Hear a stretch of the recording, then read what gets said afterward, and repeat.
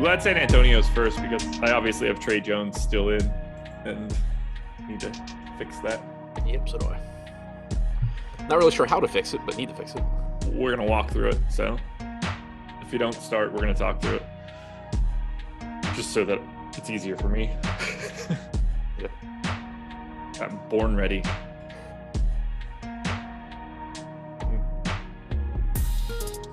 And we are live. Welcome to the NBA Deeper Dive. It is Friday, January 7th. I am Josh Engleman. I am joined by Adam Scherer again today. We are brought to you by Yahoo Fantasy Sports, and we still have that same 9-game slate on the docket for you guys. There actually hasn't been nearly as much news as I was expecting throughout the day, which either scares me aggressively for the next 2 hours or maybe just makes this sort of normal, but we shall find out. Hit that like button if you haven't done it yet, and I will definitely remind you throughout this show. Subscribe to the channel, hit the notification bell so you know when everything goes live. Adam, how's your day been other than just recording content, and then coming back to record more content? Yeah, it's pretty much been it. Been working on projections, then San Antonio lost another guy, so I have to go back and do that again. But yeah it's been good. All righty. Well, we've got 9 games. There are some spots where we have a lot to talk about, including the first game that we are going to talk about, which is specifically that San Antonio team that you're talking about. So we're going to walk through that rotation now. Spurs are 7.5-point underdogs in Philadelphia. They are without half of their team at this point, or at least half of the guys that matter. No Derek White, Keldon Johnson, Doug McDermott, Devin Vassell, Trey Jones now is officially out. Thad Young, Zach Collins, both out.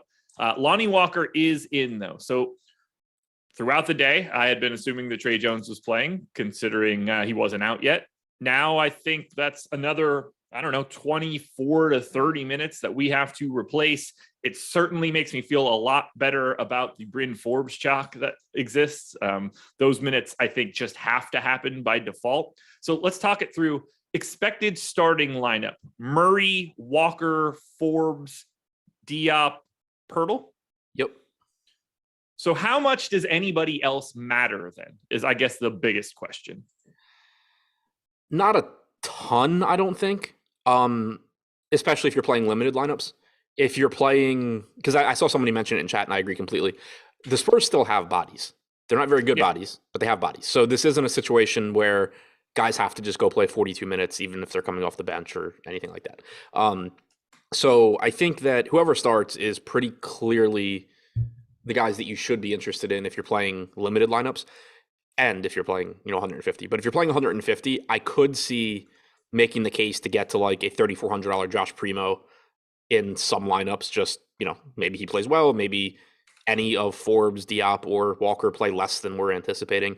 Yeah. He would probably be the next guy up. Like he's ahead of Wieskamp, however you pronounce that, in the rotation. No idea. I could see going there. But as far as, if you're just trying to narrow it down and talk about who's actually good plays from San Antonio, I think it's the starting 5.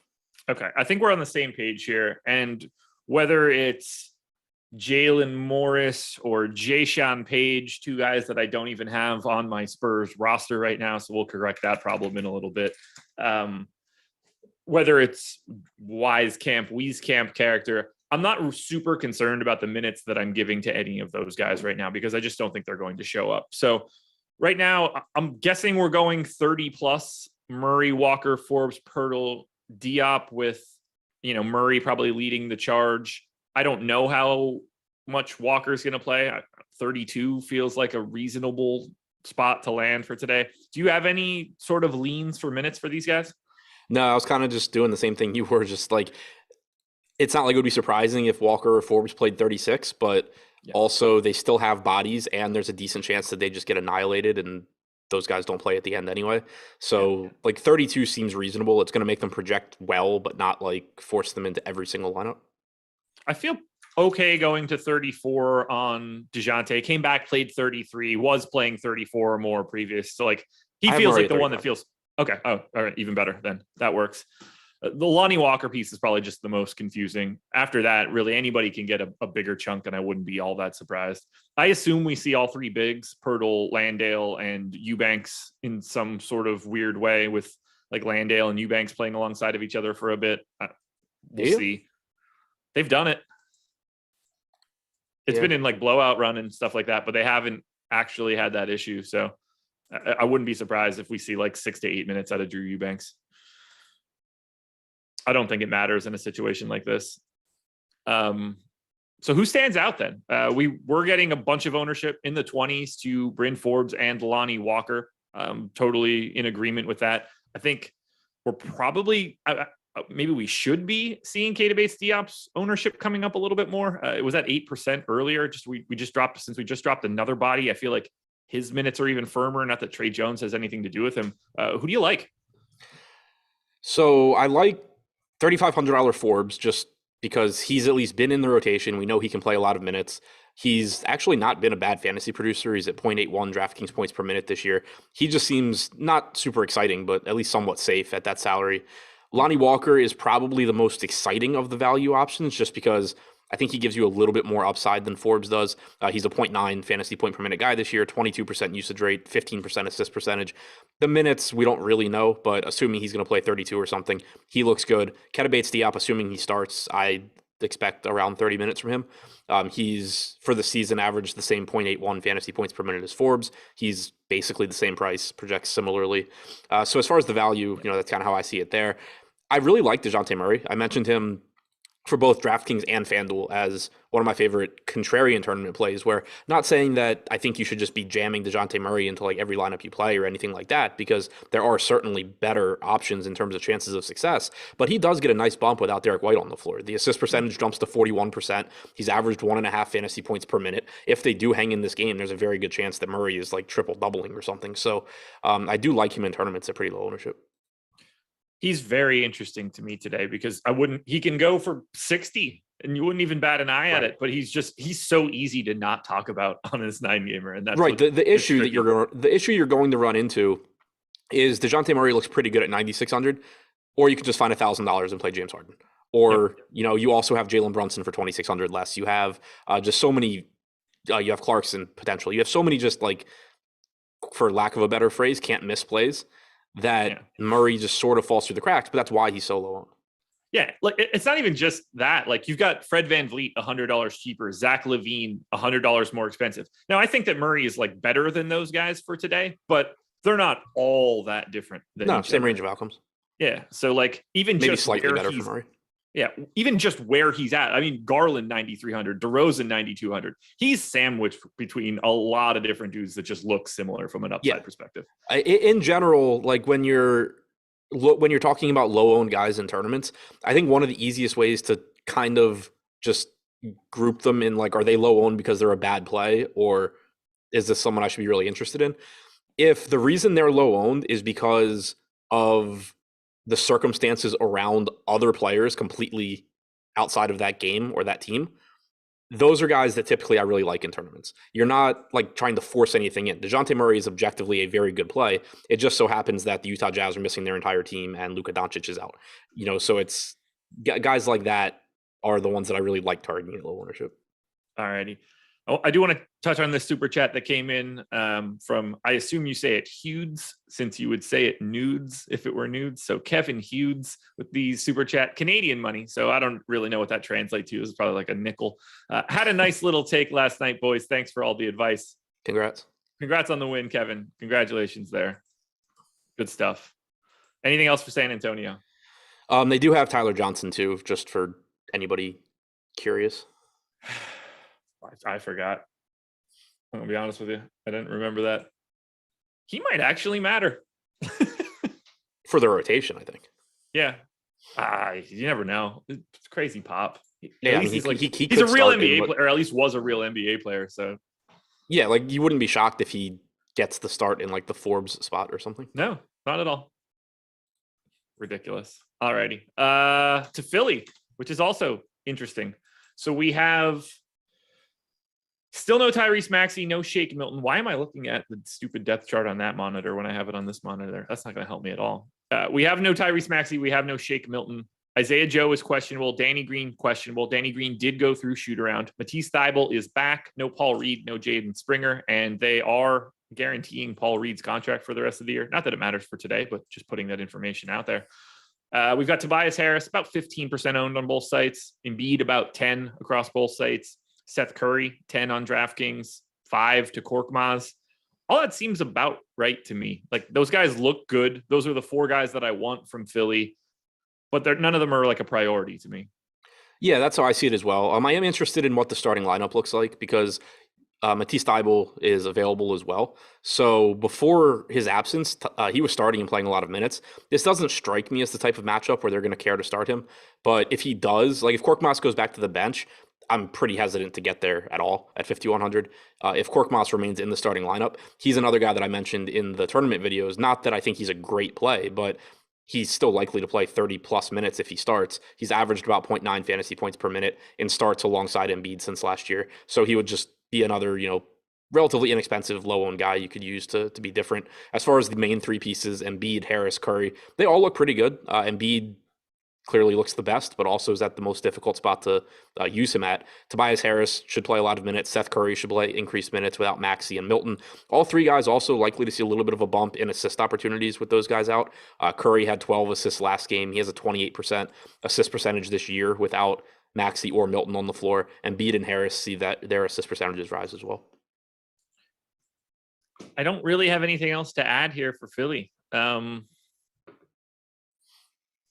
There's just nothing. Like, I'd love to talk about the potential of George Niang to fall into a couple extra minutes, but who the hell cares on a day like today? Exactly.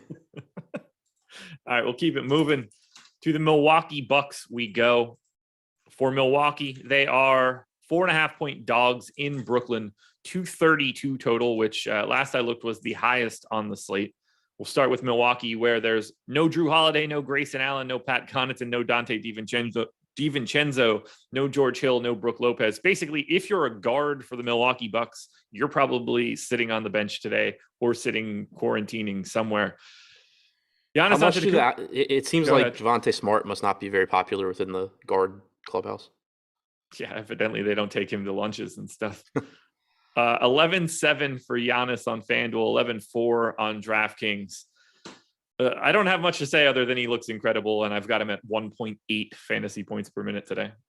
Yeah, I love Giannis here. We talked about it a lot this morning, and nothing's changed there. Ownership's come up a little bit. He's 24% on DraftKings now, but he's averaged 34.7 minutes per game in 14 games without Drew and with Middleton since last year. That's really important because it's not so much the Holiday being out gives Giannis any sort of a massive production bump, even though his per minute production does go up a little bit. It's that he's just likely to play more minutes. The game is, Milwaukee's just less likely to destroy whoever they're playing, but also there's guys out, and you're just more likely, especially in what should be a competitive game, to see Giannis play a bunch of minutes. So being able to go from a 31 or 32 minute projection to 34 or 35 is a really big deal when you're talking about the best or second best point per dollar producer in the NBA.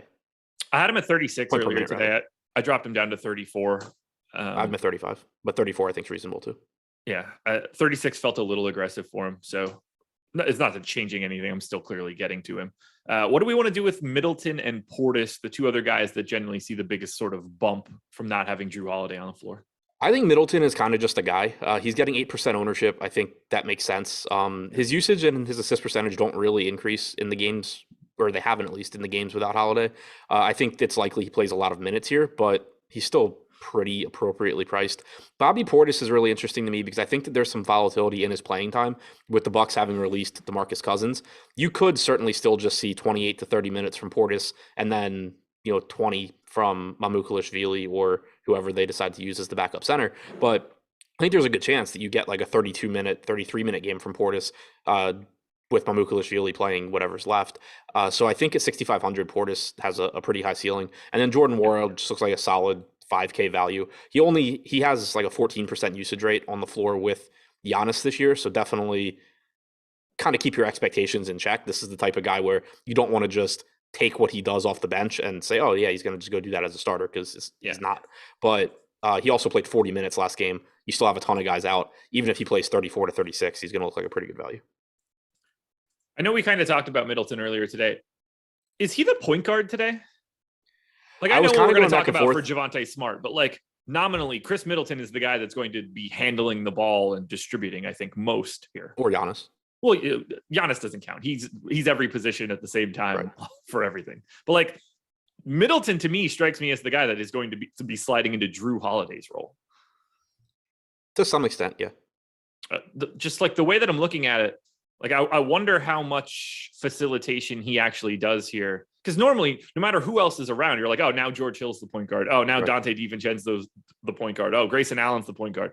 All like the 5 backup point guards to Drew Holiday aren't in today. And Middleton is really the only other guy other than Giannis that actually achieves assists at any sort of regular rate. Anxious to see if he just has like a monster assist day today. It wouldn't be surprising. I think that's a really good point. Yeah. He's played. So I don't even know how to look it up. Like there's always other guards that become that guy. Right. I wanted to see. So he's only played 49 minutes with Giannis on and both of Hill and Holiday off this year. He has a 27.8% assist percentage. If you don't worry about Giannis, Middleton's played 97 minutes without Hill or Holiday, has a 36.4% assist percentage, but clearly a lot of that is coming from the minutes where Giannis isn't out there too. Yeah, absolutely. Interesting. Yeah, so I have him in for 28% for today, and I think that seems pretty reasonable for what we've got going on. I do like him a little bit more than you do, but at the same time, I'm still only getting him in about 10% of lineup, so I don't think it matters all that much today. And I'm with you on Portis and Wara. I don't think I get to anything else for Milwaukee. Like I'm not going to get to Smart or Matthews or Hood or any of those guys. Agreed. We just got Danny Green available to play. Isaiah Joe is out. Okay. I mean, let's just circle back to it. Does that matter to you at all? Does that free up something more interesting for Isaiah Joe, or with Isaiah Joe's minutes being out? I think the most likely scenario is that minutes just sort of that Miles Powell plays a little bit and then minutes get distributed, where maybe Korkmaz and Green and Niang play an extra couple of minutes, but I don't think it matters too much. It does just increase. I would say that it makes the ceilings a little bit higher because there is the potential for them to kind of just cut Isaiah Joe from the rotation entirely. And we already saw last game where Harris played 43 minutes and Curry played 41, and they played huge minutes. Like I don't think that you can project that here for a couple of reasons. One, they don't have to, and two, they could blow them out as well. So like I didn't go above 36 minutes on like Curry and Harris, but same. I think it does increase the chances that you could get another one of those massive games. I'm really curious. I don't know how many minutes Danny Green can play. First two games back, 23 and 24. Yeah, questionable today. Needed to go through. Okay, I just gave him a 26th minute now. I don't think that I want to go any higher than that. And at that point, I don't think it really matters who gets the rest of Isaiah Joe's minutes. We're talking about like 12, basically. Yeah. All right, on to Brooklyn now. I thought you were going to, like, when you were like, oh, when we just got word, I was like, here we go. Like, the last thing I want to hear is either one of us chiming in with news that pops. For Brooklyn, easy team to talk about. Harden's pulling 30% ownership on both sites. For the most part, I agree with it. Durant is 15% owned on FanDuel and 20-something on DraftKings. I basically agree with that, too. They're the only two guys I want to get to. I slightly prefer Harden if I'm just comparing Harden and Durant to each other, and I don't really have any interest in getting to anything else from Brooklyn. Talk to me about Brooklyn. Exactly how I see it. Harden has the slight edge for me. He's been the better producer, especially recently when the two of them are playing without Kyrie. He's slightly more expensive, but I think that just based on what he's done this year when they're both active, he looks like the better option. But very, very close. I think that there shouldn't be too much of an ownership gap between the two, and clearly you're not going to be upset about rostering a $10,300 Kevin Durant either. Yep.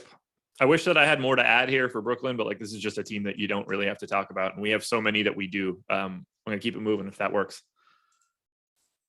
Schedule for the rest of the day. This one's easy. Live Before Lock coming up next, 6 p.m. Eastern time. So in 42 minutes, you just stay on this stream. Live Before Lock will start right back up again. NBA ownership projections are free. NFL top stacks are free. And NHL player rankings are free. You can get all of those free content pieces at awesemo.com. All right. Well, we did get at least one more piece of information here for the Utah Jazz, and that is that Rudy Gay, for personal reasons, did not go through shoot around, which is just ultra helpful. Was he questionable before that? Yes. Okay. No Mike Conley, no Donovan Mitchell, no Bojan Bogdanovic or Rudy Gobert or Joe Ingles. Royce O'Neal, Jordan Clarkson, Rudy Gay, Hassan Whiteside, all questionable in this one. We did not get any further information today since we recorded the strategy show earlier. Other than them going through shoot around? Yes, sort of. Except for Gay. Yeah. So Clarkson, 60% owned, very clearly an incredible play today. Hassan Whiteside, 70% owned on DraftKings at 3,500. Very clearly an incredible play today. Again, assuming these guys are in the game. Rudy Gay, if he plays, 50% owned on both sites, to be an incredible play. Anything that I've said so far that you want to disagree with or add to? Nope. Like if you look at it's just insane. If you look at the boom bust tool right now, keep in mind this is a 9-game slate. So yes, you have on DraftKings 70% ownership going to Whiteside, 53 going to Gay, 55 going to Clarkson. They are projected to be overowned. If you're just looking at optimal percentage, but on a 9-game slate, Jordan Clarkson has a 42% chance of being in the optimal lineup. Rudy Gay is at 40%, and Hassan Whiteside is at 50%. 78% boom percentage for Whiteside, 64 and 63 for Gay and Clarkson, respectively. It's just a situation where, if you're just looking at optimal percentage versus ownership, they are technically overowned, but they are also just very clearly 3 of the most likely plays to succeed tonight. It's so rare that we get these situations where so many guys are out, but some of the guys that are replacing them are pretty good fantasy performers. Like Jordan Clarkson, when he can be on the floor without other usage hogs, is a fantasy point per minute guy or more. Rudy Gay is about a fantasy point per minute guy when he can be that guy and doesn't have to be like the 5th option. Hassan Whiteside is a 1.3 plus fantasy point per minute guy. Like, when these guys can step into extra time, that's why you start seeing these crazy boom rates and optimal rates. And it's not the same thing as like jamming in Javonte Kiefer Sykes, it's just different then. So yeah, we can get a pretty good sample size on these guys because for the most part, Utah's been the same team for the last couple of years.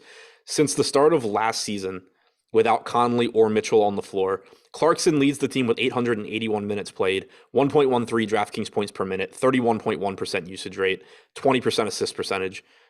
He's just going to be out there chucking up shots the entire game. Yeah. So those 3 guys are about as easy as it gets to talk about. One question I do have for you here, 24% owned Whiteside on FanDuel, 5,300. To me, that's about right. Maybe a little high. It all sort of comes down to how many minutes do you think Hassan Whiteside is going to play? It also comes down to, do you happen to have Nurkic's ownership in front of you? Because he was number 1 for me on my video earlier at 6K. And yeah, he's 19. And I would much rather have Nurkic than Whiteside. Yeah, I think that if one of them were like truly low, if you got a situation where like Nurkic is pulling 30% and Whiteside's at 10, then by all means give me Whiteside. But I think that it's not so much that Whiteside is overpriced at 5,300. It's that Nurkic is incredible at 6K. Yeah, they're basically the same play, and I don't think there's any real ambiguity for minutes for Nurkic, and there certainly is for Whiteside. Not to mention just like the general questionable tag. Okay.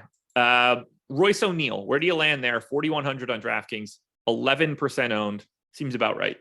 Yeah, I think that's about right. Like he should play a lot of minutes. He's played 580 minutes without Conley or Mitchell since last year. 0.72 DraftKings points per minute. He's just never going to be a really high usage guy, but he does have a 13.5% assist percentage. He does have an 11% rebounding percentage and just likely to play a bunch of minutes here. So I think Gay, Clarkson, and Whiteside are the ones that are, if you don't have Gay, Clarkson, or Whiteside in a lineup, it's scary because they can just end your night really quickly. If Royce O'Neal scores enough raw points that you have to have him and you can't like make up for those points, you got pretty unlucky, but he's still likely to be a very good point per dollar value. Okay.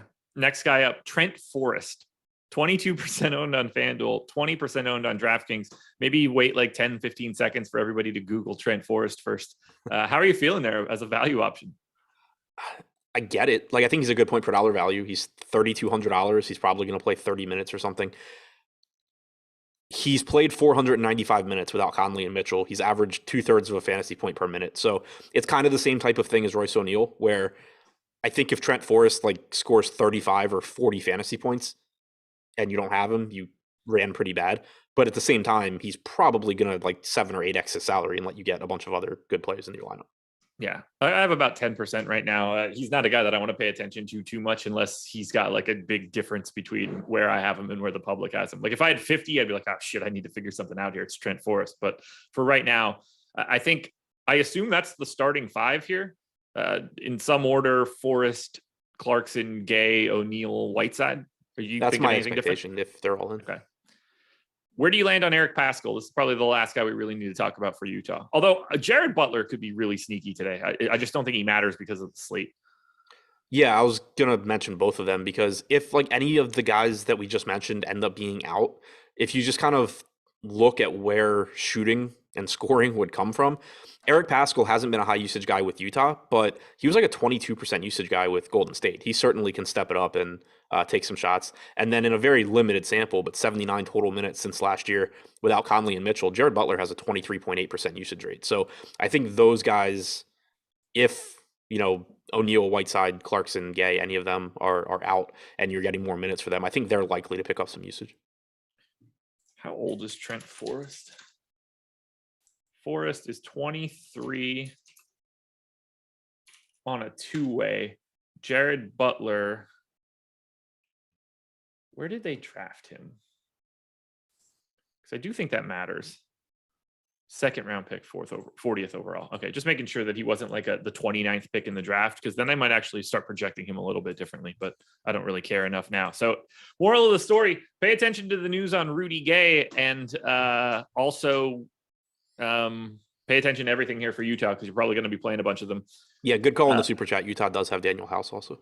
Yeah, I don't think he matters. I mean, he shouldn't. He's not in the DraftKings player pool, but just from a rotational standpoint, like he could screw things up, but probably won't. Thanks, I'm real forever. All right, from Utah, we go to Toronto, which is basically like the exact opposite of the way that we need to talk about teams, in that it's Siakam, Van Vliet, Barnes, Anunoby, and Trent. They're the only guys that you can talk about. On DraftKings, they basically all look the same and are largely unowned. I think I like Anunoby the most here, but he's 7% owned, so apparently the public's there too. Barnes and Anunoby are pulling 21 and 14% ownership on FanDuel. Barnes is just 6,300 there, so I understand why he's getting ownership. But to me, no priorities from Toronto. I just assume that I get one of each one of these guys in random lineups. Yep, pretty much how I see it as well, kind of like Boston yesterday. Van Vliet's going to play a ton of minutes, assuming this game's competitive. He's 9,500. He's, over fantasy point per minute guy. Siakam, same kind of thing. He's only center eligible on DraftKings though, which is tough. But yeah, just a bunch of guys that grade out as like neutral plays, which on a lot of slates would mean they come in at, 10, 11% owned tonight, because there's so many just clear-cut good plays that pushes them down into the single digits. Do you have a favorite? That's the only other question I'm going to ask you. I guess Van Vliet. Okay.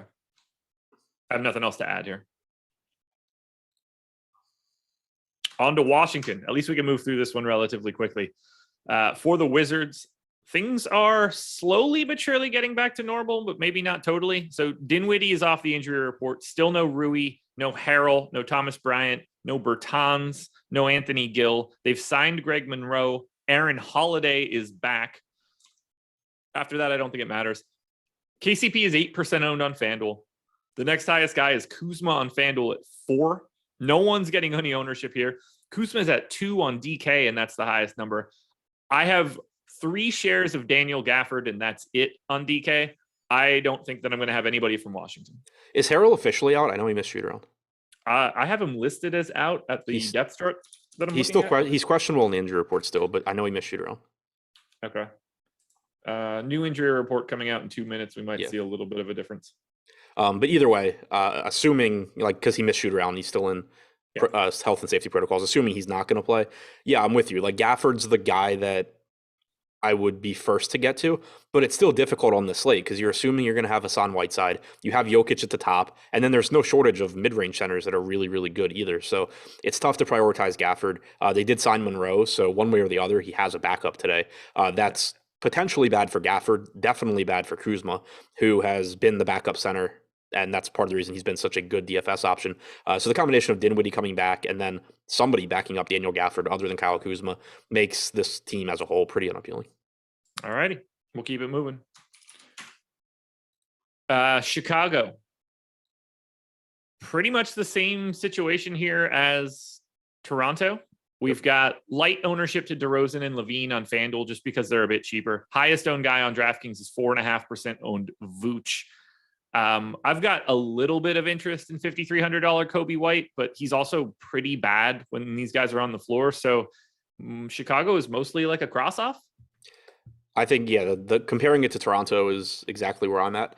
DeRozan, Levine, Vooch, all capable of being that guy at the end of the night where it's like, damn, I wish I had his 60 points at 1%, but also much less likely to succeed than a lot of other options around them. So, you know, where you have more popular plays and you need a high upside guy, they're fine, but I'm not going out of my way to get to any of them individually.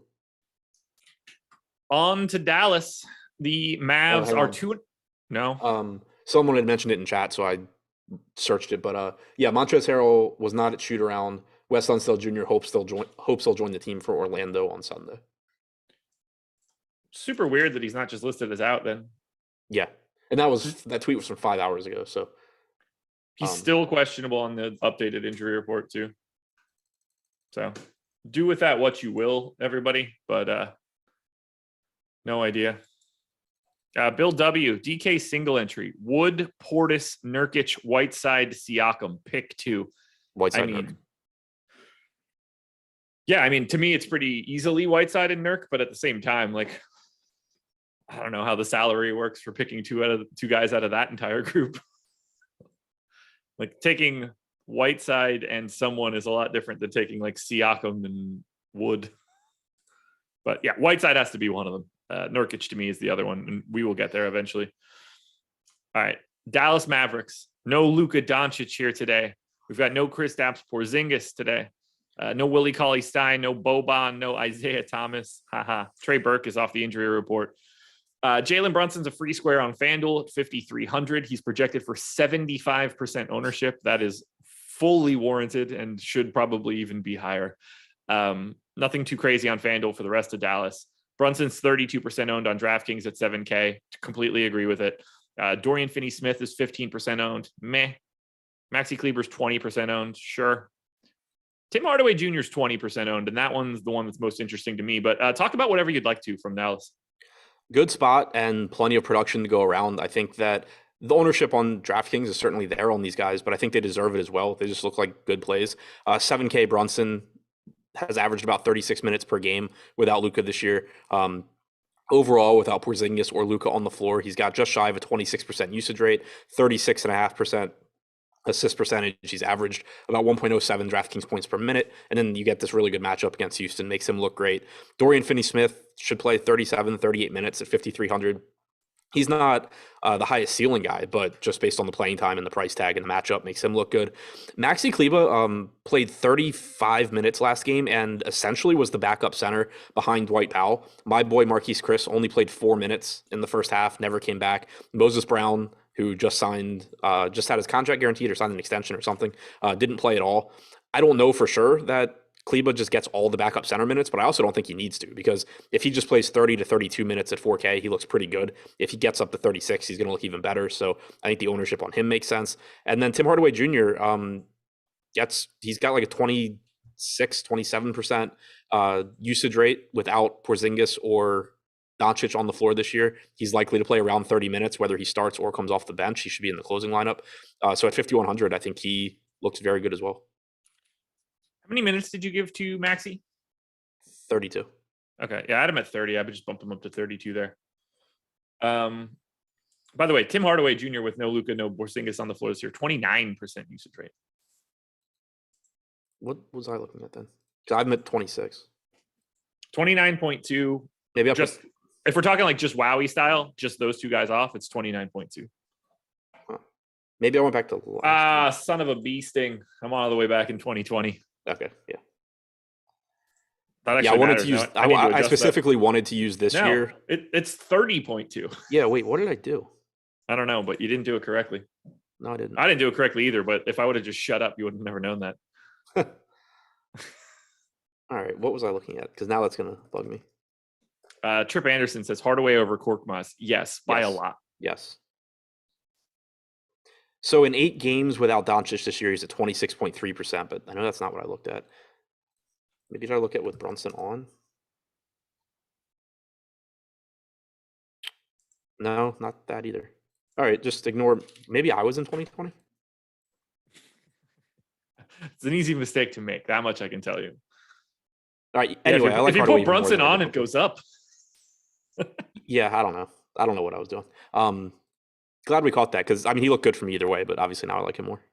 Yeah, I have like a shit ton of him, so I assume that's going to hurt me. Do you want to talk about anybody else from Dallas? No, I really want to figure out what the hell I was looking at earlier though. Well, now you can talk about Houston, where Christian Wood is about 15% owned across FanDuel and DraftKings, and he's the only guy pulling any legitimate ownership. This is the first team that I've looked at that's not getting any ownership that I'm a little bit more interested in. I have more interest in a 5% owned Kevin Porter than the field does. I've got more interested in a 2% owned Jalen Green than the field does. Eric Gordon to an extent, Jayshawn Tate to an extent. Houston looks interesting to me because this game should be competitive and these guys should play their full allotment of minutes.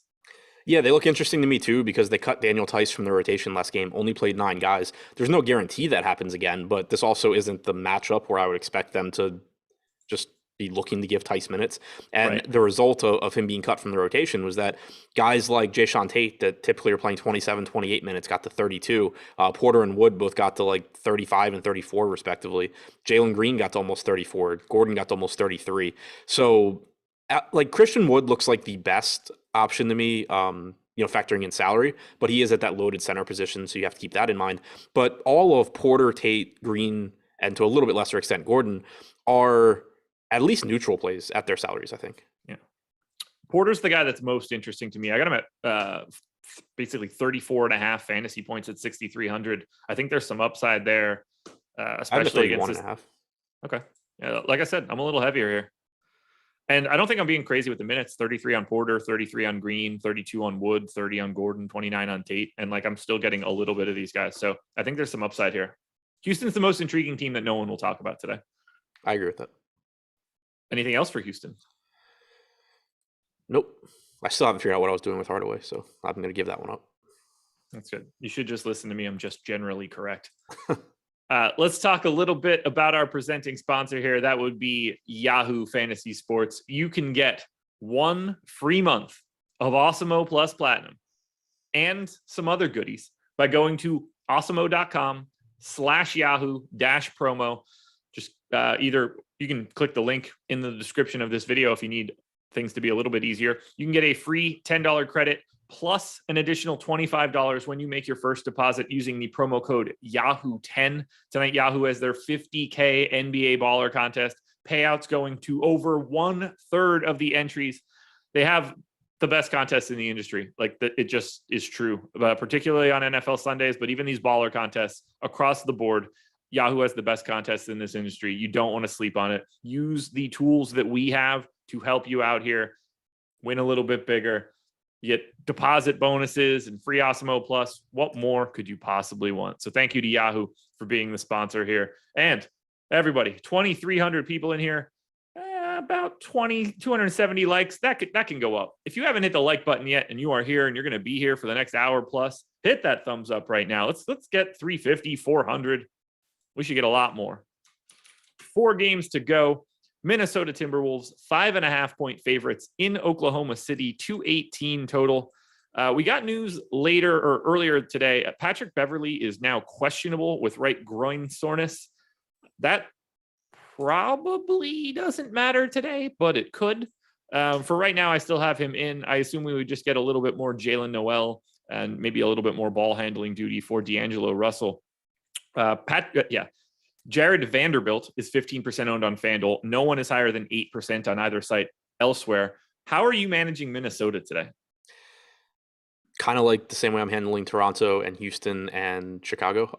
I think in particular, Karl Anthony Towns, D'Angelo Russell, Anthony Edwards all look like good options in tournaments. They cut into each other's production on average, but in any given game, one of those guys is absolutely capable of just going nuts. Towns at center, obviously you have to just get a massive game on this slate, but guys like Russell at 7,500, I think, and Edwards at 8K, they just look good from an upside standpoint. It's a good matchup against OKC. One of them will probably be defended primarily by Lou Dort, which I don't care a ton about individual defense, but that's not ideal. But one of them also will not be defended by Lou Dort, and chances are if one of them's going off, he could switch. But like one of these guys is going to be in a pretty good spot and get plenty of opportunities, especially if they're shooting well. Yeah, they're sort of like Houston, I guess. Yeah. Just like the more expensive version of that. But yeah, the more expensive but better version of Houston. Yeah. Yeah. Like better in terms of the players, not the DFS plays. Sure. Yeah, like any towns I get to, Edwards, Russell, I'm happy about it. What's the trickle down effect if Patrick Beverley doesn't play? More minutes for Beasley, probably more minutes for Noel. Maybe McLaughlin makes an appearance. The only thing that would concern me, like if I didn't have it, is Noel. At 4,400, I don't think like if we get news after lock that Beverly's ruled out, I doubt that I would like late swap my lineups and mess up everything that I've done before just to be getting to Jalen Noel. But I also wouldn't be shocked if Jalen Noel, if like I regret that decision by the end of the night. Sure. Yeah, I hear you. Ugh, it's the worst. It's the worst. Yeah, that's one where like if it happens late, I'm probably not doing anything and just crossing my fingers. Right. And there's no guarantee he would start. I mean, you could just get Beasley starting too. That's also true. Or anybody else. I mean, if you once you move Russell to point guard, you can start literally anybody else on the team. Yep. I don't have anything else here. Let's talk about this garbage Oklahoma City team. Shea, Dort, Giddey pull a little bit of ownership on FanDuel. No one else does. No one pulls any ownership on DraftKings. Like Shea's 6, Giddey's 6, Jeremiah Robinson Earl is 6. Everybody else is like 1 to 5. To me, if you get Shea, Dort, or Giddey, it's fine. There are no priorities on Oklahoma City, and I hate this team more than any other team in the NBA. So do I. OKC, or not OKC, SGA, Giddey, yeah, like if you get to them, they're fine. They obviously have high ceilings, but that's probably like the 15th time I've said that today. And normally it's been about better players than those two, from a fantasy standpoint at least, or at least more appealing price tags. Like I would rather go to D'Angelo Russell for 7,500 than Giddey for 76. I'd rather go to Edwards for 8K than SGA for 87. And I think it accomplishes the same thing where they're just low owned, high upside guys. Yeah, I got a question on Twitter earlier, like any interest in Jeremiah Robinson Earl for 3,300 today on DraftKings. It's like, yeah, but I just don't think that he can do anything that becomes so problematic today without having to play like significantly more minutes than he ever plays. Yeah, exactly. Like there are certainly some slates where you're plugging him in and saying, all right, he's probably going to play 22 minutes. Maybe I'll get lucky and he plays 28. There's just not really any reason to do that. Yeah, like I don't even know what he would have to do to end up being essential on this monster. I would really like to stop this conversation right now. You don't want to speak it into existence. Exactly. All righty. Sacramento Kings, 8-point dogs in Denver, 226 total. Yeah, there it is. Wall Street DFS. Every time you guys trash a player or team, they go off. Yeah. That's why we're shutting up right now. I thought I'd done it with Zaire Williams yesterday. Somebody in chat, this was before he was announced as the starter or anything. Somebody in chat asked me if Zaire Williams was a good play. And my response was he averages half a fantasy point per minute. So maybe if the entire team is out. And then he scores like 16 fantasy points in the first quarter, finished at 18.5. Yeah, it got a little nerve wracking there because obviously you and I were talking about it and we were just like, okay, cool. We're not doing anything. And then sure as shit, he was the only guy with flames on Memphis for a stretch. Right. Sacramento big dogs here against Denver. Halliburton and Barnes are about 10% owned on FanDuel. Fox is about 10% owned on DraftKings. Is Sacramento sort of just like a version of Minnesota today? Yeah, pretty much. I don't think they're even quite as appealing as Minnesota, though. Like, yeah, they're similar. Fox, Halliburton, Barnes, Hield. None of those guys are bad plays. Damian Jones, if you somehow can find a center spot for him, then go for it. I probably won't. But like, even comparing them to Minnesota, I would rather, I think, get to D'Angelo Russell than De'Aaron Fox or Tyrese Halliburton. I'd probably rather get to like Jared Vanderbilt than Harrison Barnes. So it's a pretty similar team though, where nobody's going to be surprised if one of these guys does well, but I don't see anything that makes them stand out.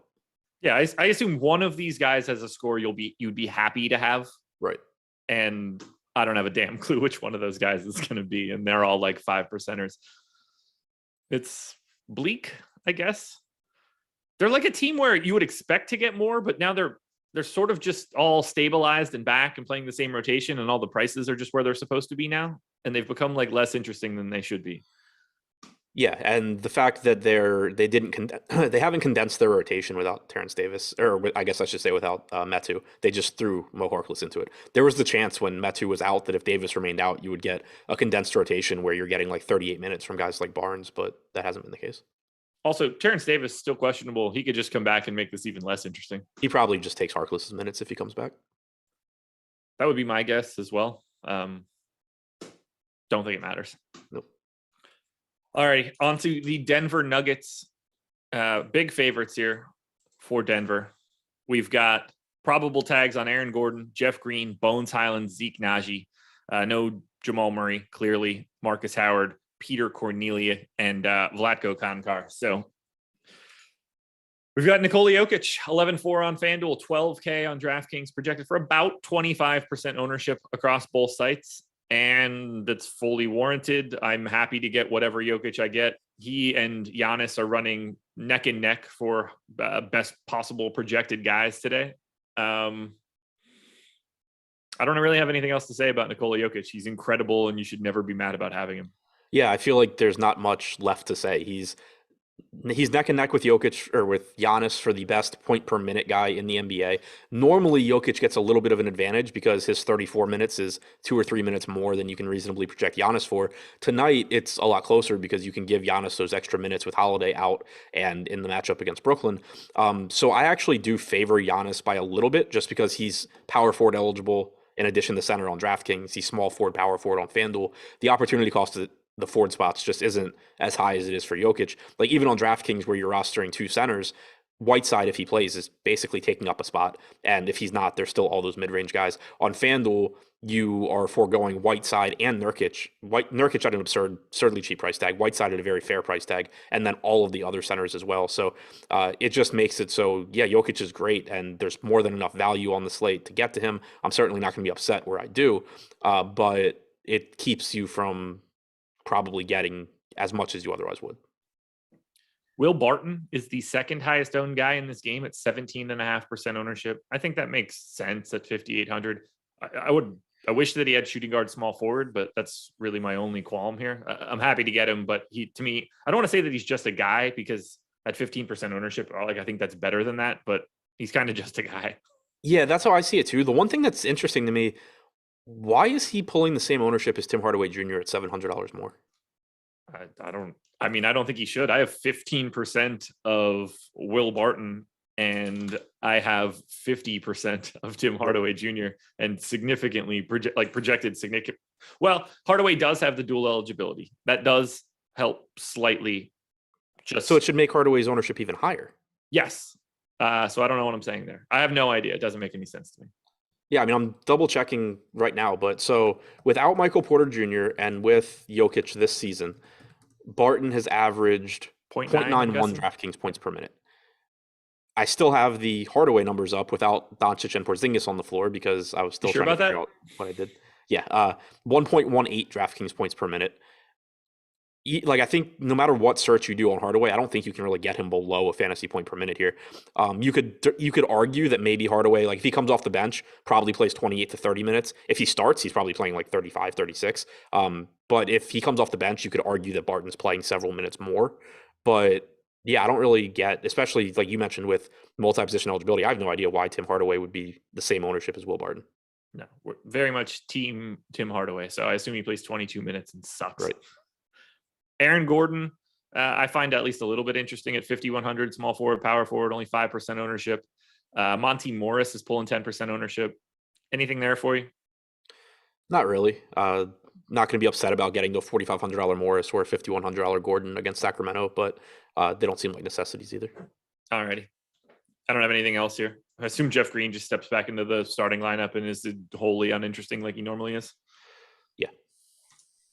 Alrighty. We've got two more games to go. This next one, I don't really know what we're going to do with it. I'm going to go to Twitter just to check and see. Yep, still no information. Not that I would expect to get it anytime soon. Trae Young, questionable for Atlanta. Bogdan Bogdanovic, questionable. John Collins, questionable. Jalen Johnson, questionable. No Gorgie Jang, no DeAndre Hunter, which we know. Cam Reddish is probable. For Atlanta, they are 2.5-point dogs in LA. No one's getting any ownership. I don't really know how to prepare for this team. I mean, they did go through shoot around. Young, Bogdanovich, uh, Jalen Johnson, and Collins. all went through shoot around. So for now, I'm just assuming that they're good to go. Yeah. I don't really know what else to do other than that. If that's the case, outside of maybe taking some tournament shots at Trae Young, I don't really see anything here. Most of these guys are priced for the team to be shorthanded. Young's salary has come down a little bit from where it was, so he's kind of just at that level where you can get to him just because he's really good, but he doesn't stand out. If Collins and Bogdanovich were to be ruled out, then Young at 10.5 looks fantastic if he's in. Yeah, the highest I got anybody in my model is 5.6% sim odds. I got like a couple shares of Trae Young, and that's it. I don't know what else to do. And if some of these guys get ruled out, then we'll figure some stuff out later today. But I don't think we see any of that news in the next hour and 10 minutes. So yeah, I'm just not be ready really to swap. I mean, if all these guys get ruled out, then just be ready to get to some Herter, some Gallows, some DeLon Wright, etc. Yeah. To the Lakers, which is sort of like the lesser version of the Nets. You get LeBron James 11-2 on FanDuel, 11-6 on DraftKings, perfectly reasonable, 15 to 20% owned depending on each site. I'm actually coming in a little bit lighter on LeBron, which makes me a little uncomfortable just because of he's got the good positions and stuff on DK too, and like I don't know, he's been better, but we got LeBron. We got Russ, 8,600 on FanDuel, which is just so comical to see. 16% owned. I think he's a good play there. 10-1 on DraftKings is a tough sell. What are you doing with LeBron? I like him. I mean, he's also not getting a ton of ownership. He's getting like 11% on DraftKings, or sorry, 16% on DraftKings, which is pretty nice.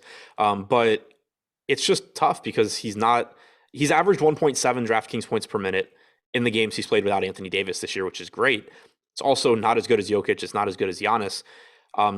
There's not a big ownership gap between him and Giannis right now. It's like, he's getting like 2/3 the ownership, but I think LeBron's a good play. If you can get there, great. Like you said, the positional eligibility is even better than Giannis's because instead of having power forward center, you have point guard and small forward. So just a lot of different ways you can get to him. So I like LeBron. I just think I'm still going to end up prioritizing Giannis over him. Will you get to anyone else from the Lakers? I doubt it. Not in large amounts, at least. I did mention Westbrook on DraftKings as a good tournament play in my video earlier, but it wasn't, and I specified it in the video. Like, I don't mean it in the sense of, play a bunch of Russell Westbrook tonight and expect to make a lot of money. He's only averaged 1.22 DraftKings points per minute this year. I just mean it in the sense of 10-1 for Westbrook at basically no ownership. Like, that it's at least possible for him to go have a monster game. He's projected for 2% ownership. He has like a 6 or 7% chance of being in the optimal lineup. So if you kind of just end up in that price range and need a low owned guy, Westbrook is fine, but not any sort of priority at all. Let's see. Atlanta this season, I assume it doesn't rank well. Wow. Atlanta's defense, dead last in turnover rate. Bodes well for Russell Westbrook, I guess, particularly Russell Westbrook on FanDuel where they don't hurt as much. So not that I think that really changes anything, but that's just wild. Reddish missed a lot of time this year, though. I don't know how much that matters. Yeah, I mean, I don't know. A dead last is only going to take you to like 24th or something like that. What's Cam really Reddish crazy is that they're also first off offensively. So they don't turn it over offensively and don't turn anyone over defensively. That's interesting. That sort of dichotomy is kind of crazy. I wonder how much both can be attributed to Trae Young. Probably a lot. I mean, Trae Young should try to gamble more. If he's just going to be dog shit on defense every time down the floor, at least like take some additional risks. You're going to get beat one way or the other. All righty. I don't have anything else. Monk, Mello, whatever. Do you read it? I guess, actually, I do have one additional question. Do you read into THT's minutes in the last game at all? Played 33. Not a ton because he's kind of had the ability to do that in every game recently. And when he's not playing well, he just hasn't been getting it. Ariza, I mean, there was no Stanley Johnson in that game. So that could have had an impact as well if you think he's going to be in the rotation. Ariza played 18 minutes. Mello only played 17. So that's another kind of issue. Like, I don't think that's going to be the norm going forward. Same. Yeah, so I don't read too much into it. I think it's more likely you get 24 to 26 than that you get 32 plus. Agreed. All right, let's close it out. Final game of the night. I'm Real Forever said Lakers might get sneaky with Dwight again. Yeah, I expect him to play. So do I. I just don't think it matters. I will clarify. I expect him to play. I don't necessarily think that means he's he even last game he only played 22 minutes. So what I was going to say, I based on his stat line, I thought he had played more last game. If he were to like start or something, I still think he's playing 20 to 22 minutes. So I don't think it's a situation where it's like, oh, Dwight Howard's about to play 32 minutes. Yeah, I gave him 12. I could easily give him a couple more. I don't think it matters at all. I still think he starts, but I thought that last game too. Yeah, he could and potentially might. Even if he does, 12 minutes might be the rotation he gets first quarter, third quarter, or first, second, third, and he plays 18, something like that. First, second, third is what I expect. Okay. Cavs are 6-point favorites in Portland, 216 total. For Cleveland, we are likely getting the debut of Rondo, Cedi Osman back, Isaac Okoro still out. Cleveland's like the bad version of Minnesota today, I guess, would be probably the easiest comp. They're a team not getting any ownership, but I also don't want to get to them. How do you feel about Cleveland? Yeah, that pretty much sums it up, I think, with all these guys coming back. Evan Mobley, Jared Allen, Darius Garland, they're all good. They all can have big games, but just so difficult to get there when you have to, like, they're priced up and then you're contending with guys coming back and potentially stealing a minute or two, and then also just some production. Yeah, prices just aren't there. They're getting a little bit more love on FanDuel because the prices are more reasonable. Like Garland's $8K on FanDuel, $9,300 on DraftKings. Yeah, I'll play Garland at $8K for sure. I won't play him really at $9,300. Same for like Jared Allen's a little bit cheaper, gets power forward designation. Markkanen's cheaper, but I think Cleveland is right there with I already forgot who it was going to be. Maybe Chicago. I don't know. Yeah, Cleveland's a team that I might legitimately have zero of. So they should smash now that I said it. Yep. I hate teams like that where, because it's not like it's a bad matchup either. There is somebody on Cleveland most likely that has a big game tonight.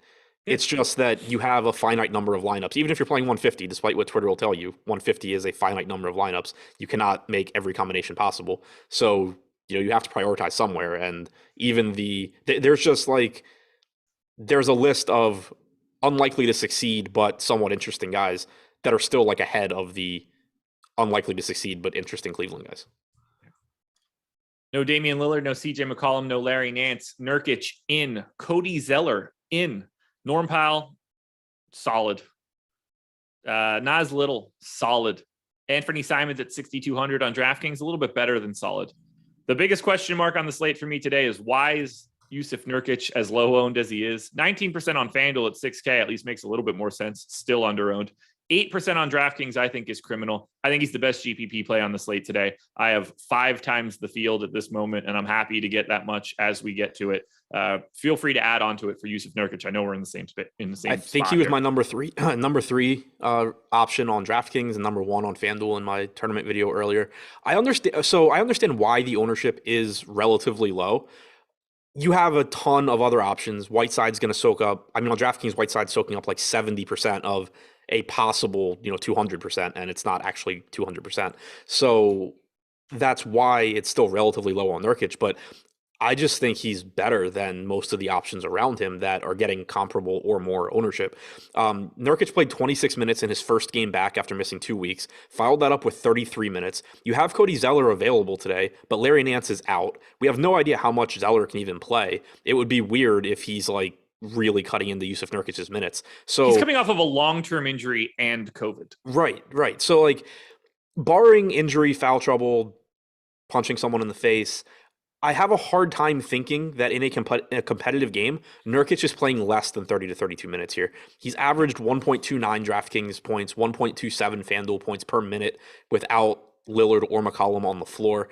And there's a path to more minutes. Like, he could play 34 to 36. I don't think that's the most likely, but it's there. He can. There's no reason he can't. So, yeah, I don't really get at these price tags why Nurkic isn't at least getting more ownership. I understand why he's not like 30% on this slate, but I think he should be more than where he's at. Yeah, I'm surprised that he doesn't have more ownership than Embiid. Not that I don't like Embiid, but it's just like he's easier to get to. I have Nurkic projected with the exact same amount of fantasy points as $9,100 Vooch, and Vooch is at 4.5% ownership. Like, these guys are, for all intents and purposes, projected for the same amount of ownership. Only one of them is $2,100 cheaper. Like, and James Hay said in chat, Jared Allen and Evan Mobley aren't a problem. I mean, they're a problem in the sense that I would rather Yusuf Nurkic be facing the Kings or something, but yeah. Evan Mobley is not a problem to Yusuf Nurkic. Matchups only matter so much. You know, the pace matters and the matchup matters to some extent, but it's relatively small. When you talk about somebody like Nurkic, who has a 29% usage rate without those guys on the floor, who's going to rebound at a high level and is likely to play a lot of minutes, and also isn't just like completely dependent on scoring at the rim or anything like that. He has, you know, a multifaceted game. It's all like that. That's baked into a projection, and he still projects really, really well. Would he project better if he was playing the Rockets? Sure, but yeah, you know, it's all relative. Absolutely, yeah. Like Jared Allen's a legitimate center body. That matters. Evan Mobley, Yusuf Nurkic is going to go right through him. That is a matchup that he cannot handle right now. That he's just a very different defender for that in this particular moment. Ade. I'm gonna go Ade. Yeah, we'll go Ade. Do we think Zeller impacts Nurkic? No. Other than like minutes ceiling. Right. It's kind of the same. It's almost like the defense answer. If Cody Zeller wasn't playing, there would be a non-zero chance that Nurkic plays like 40 minutes tonight.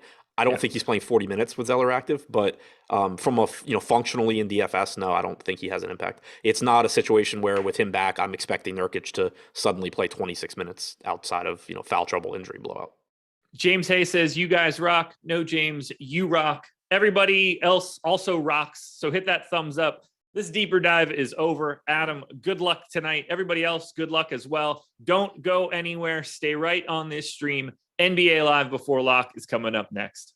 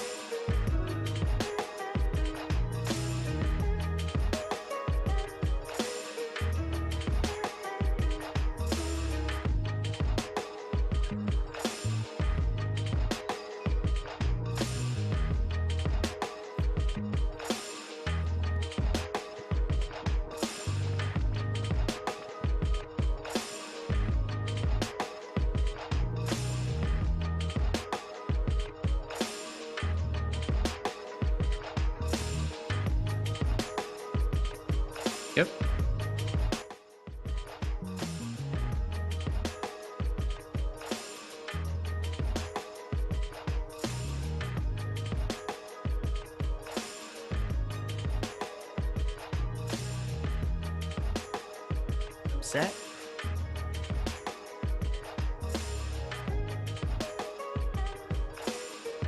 Yeah, what's going on, everybody? Let's rock. It is Friday. I'm excited for the weekend. We've got some early trolling going here in the YouTube chat. We're getting ramped up because everybody knows it's the Live Before Lock show here with Greg Ehrenberg, presented here by Yahoo today. Once again, back-to-back days here, but at G Ehrenberg DFS over on Twitter, go give him a follow. I'm excited to get into it. I almost said foul. This is a Freudian slip right off the bat because I'm already tilted. I know what's coming. I'm going to get trolled for an hour, but such is life. I'm here with my boss. I'm excited. Greg, how you doing, my dude? I'm good. Hey, we've got everybody here. We've got the world's #1 Cowboys fan, Mike producing. We've got Eric here. There's all kinds of stuff going on. Here's what I really want to do, and I was trying to give Mike a hard time about this before we started. Is Mike, because you guys don't see the producers, we don't have the producer cam yet. But Mike is always wearing Eagles or 76ers apparel, some sort of Philly stuff going on. Maybe baseball season, there'll be Philly stuff. But in general, 76ers, Eagles stuff every day. I'm trying to figure out what bet we can make with him that ultimately ends with him losing and wearing Cowboys gear. But we'll see. We'll see. I think that's something that we're going to have to try to figure out a way. I can see Mike is dreading it. But that's something in addition. Mike is not free from the stray balls hitting him. We'll figure out a way to get him involved. We'll think about something here as we're going. We've got plenty of time. We'll have an extra half hour. I'm sure we'll be able to have a little bit of time to discuss that. We've only got the Philly and San Antonio game, and then Yahoo has graciously pushed back their locks. We only have an 8-gamer to worry about for that main slate. Excited to talk about their product. Excited to be going through that.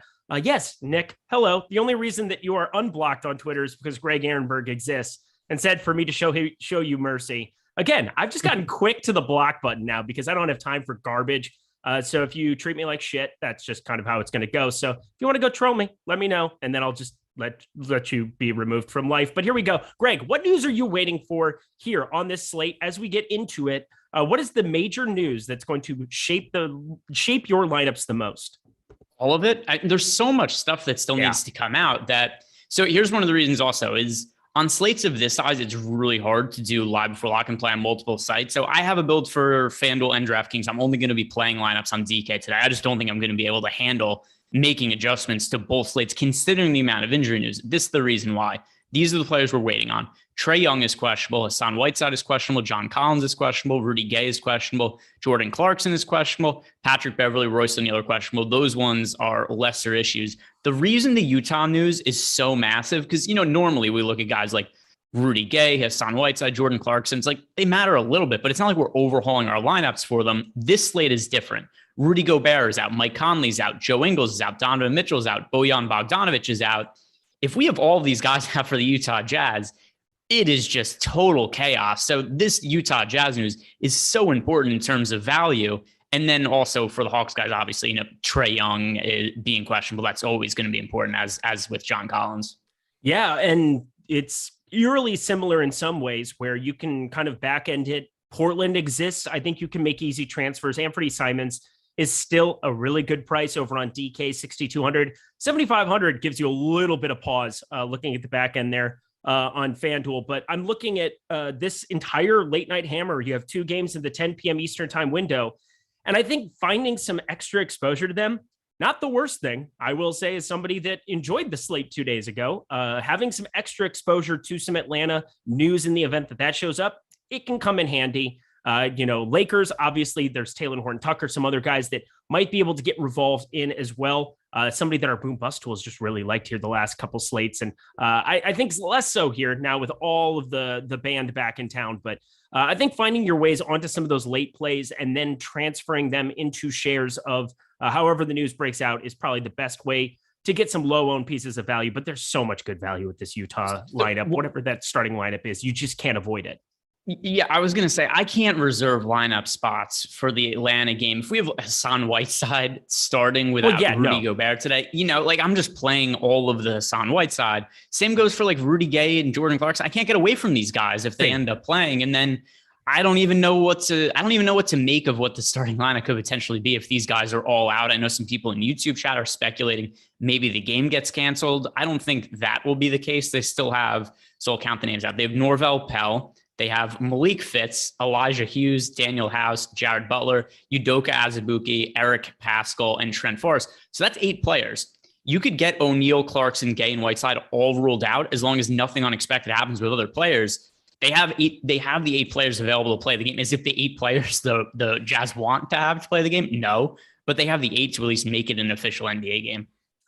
So I'm with you. I'm not saying that that's not the route that we're going to take. I mean, 3,500, 4K, 5,500 over on DK, but that's 3 lineup spots with Whiteside, Gay, and Clarkson.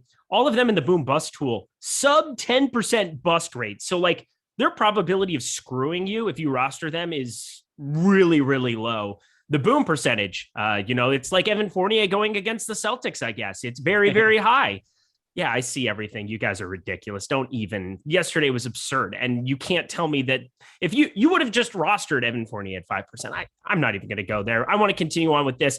I'm with you. Utah, hard to get away from. You need to be rostering a lot of those shares, but not just 3 players does the lineup make. And therefore, Atlanta, late news, we could get some low-owned Trae Young. You can transfer some LeBron into him.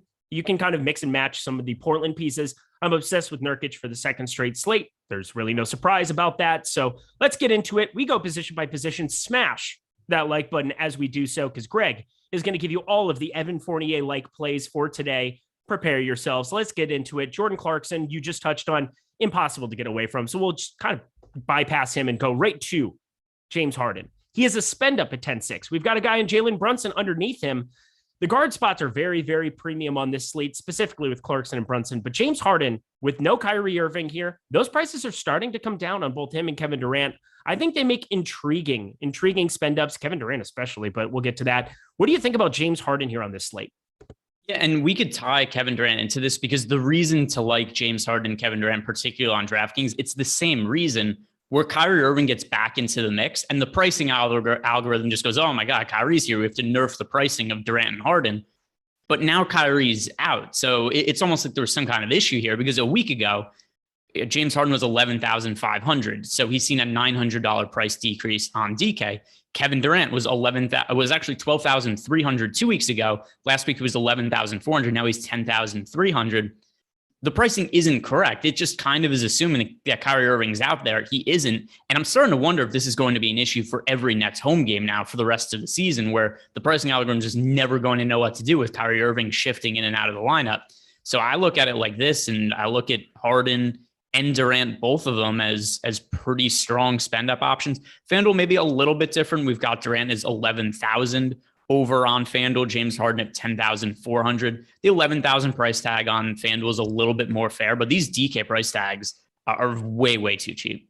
Yeah, the usage doesn't really change as much as you would expect, but there's more shot volume. So it's just kind of obvious. Kyrie Irving going to take a lot of shots, but Kevin Durant, James Harden, this is going to be a theme that we have a lot where it's going to be hard for the sites to kind of price them appropriately unless they're really paying attention. And it doesn't seem like they're really paying attention to certain scenarios like this. Whenever Brooklyn goes home, these guys should be priced up. Whenever they're on the road, they should be priced down, unless they're in New York, of course, because that's where the legislation is. Let's keep it on moving here. Jalen Brunson, I had kind of mentioned him a second ago on FanDuel. He is like legitimately impossible for me to avoid. 75.9%, and I don't care at 5,300. That should say something. But over on DK, 7K, talked about it a while with Ryan on the Slate Starter podcast last night. Where are you landing on Brunson for this slate? Well, first starting with him on FanDuel, just because I was kind of curious. I wanted to see how high I had to turn the randomness to not get to an egregious amount of Jalen Brunson. It's impossible. 95%. I was kind of experimenting with it earlier. Yeah, I put it on. I had Fantasy Crunch around 50% randomness, and I still get over 90% of Jalen Brunson just to show how off that price is. We've got Luka Doncic, Kristaps Porzingis not expected to play. We've seen this situation with Brunson before, and he got up to a pretty hefty price tag. We saw him get up to, I think it was 8,500 was the salary. Now all of a sudden you got him 7,000 on DK, a little more reasonable. It's still an underprice. Still somebody you guys should be playing in cash games. Still have him in the tournament build. There's going to be a question of how much to get to him. I'm a little bit overweight to the field right now on DraftKings. FanDuel though, even if you're playing 150 laps, I legitimately do not mind locking him in on FanDuel at that price point. It's so far off. The odds of him failing are really, really low. I have 100% Jalen Brunson. I have 90% Jordan Clarkson. I'm playing 40 lineups on FanDuel. That is just the path that I'm going to take. There's nothing that's going to change that, I don't think. I mean, I don't want to get 100% of both, but I'm happy to get to 100% of both. It's just kind of organically where I want to mix in some James Harden. There's other guards that we'll get to here as well. Let's jump back over to the DK slate because I think pricing is a little bit more interesting for this one. We have this Spurs situation, and we don't have to talk about it for the Yahoo slate. Once again, it locks half an hour later. Thank you to them for doing that. I always really, really enjoy when they fire that up that way for us so we can kind of focus on the sites most of you guys are playing. Then we'll focus on the site you should be playing on the most. But Lonnie Walker, Bryn Forbes, carrying a ton of rostership here, and that's kind of surprising to me going up against Philadelphia with DeJounte Murray back. Trey Jones, he's going to be out, so that's part of it. Derek White going to be out, that's part of it. But DeJounte Murray is a little bit more of a usage hog and everything hog compared to what Derek White was. How much Lonnie Walker and Bryn Forbes do you get to on the DraftKings slate? Not that much. If I had to play one of them, Lonnie Walker's a little more appealing just because he has the small forward eligibility, and we have all this value in the backcourt right now, and maybe a little bit less so in the forward spots. Once you get into center, we have Hassan Whiteside, but in general, small forward, power forward, Rudy Gay, Lonnie Walker, those are the only two value plays I really love for cheaper guards. And love isn't even really the right word for Lonnie Walker. It's just, he's one of the guys who I project fairly well on a points per dollar basis. There's a lot more value guards I like than forwards. I'm with you on Bryn Forbes, though. He's not somebody who's massively appealing to me, especially when he only has shooting guard eligibility on DraftKings. And we have guys we talked about before, like Jordan Clarkson, Jalen Brunson, Trent Forrest is somebody else we haven't talked about yet, but he could end up being thrust into a massive role today if all these guys are out for the Jazz, because I assume he's going to end up starting for them. And even if you get one or two guys out for the Jazz, like Trent Forrest could legitimately end up playing 40 minutes today. So I look at Lonnie Walker and prefer him to Bryn Forbes. There's a wide range of outcomes, though. Still, the Popovich rotations are very difficult to project.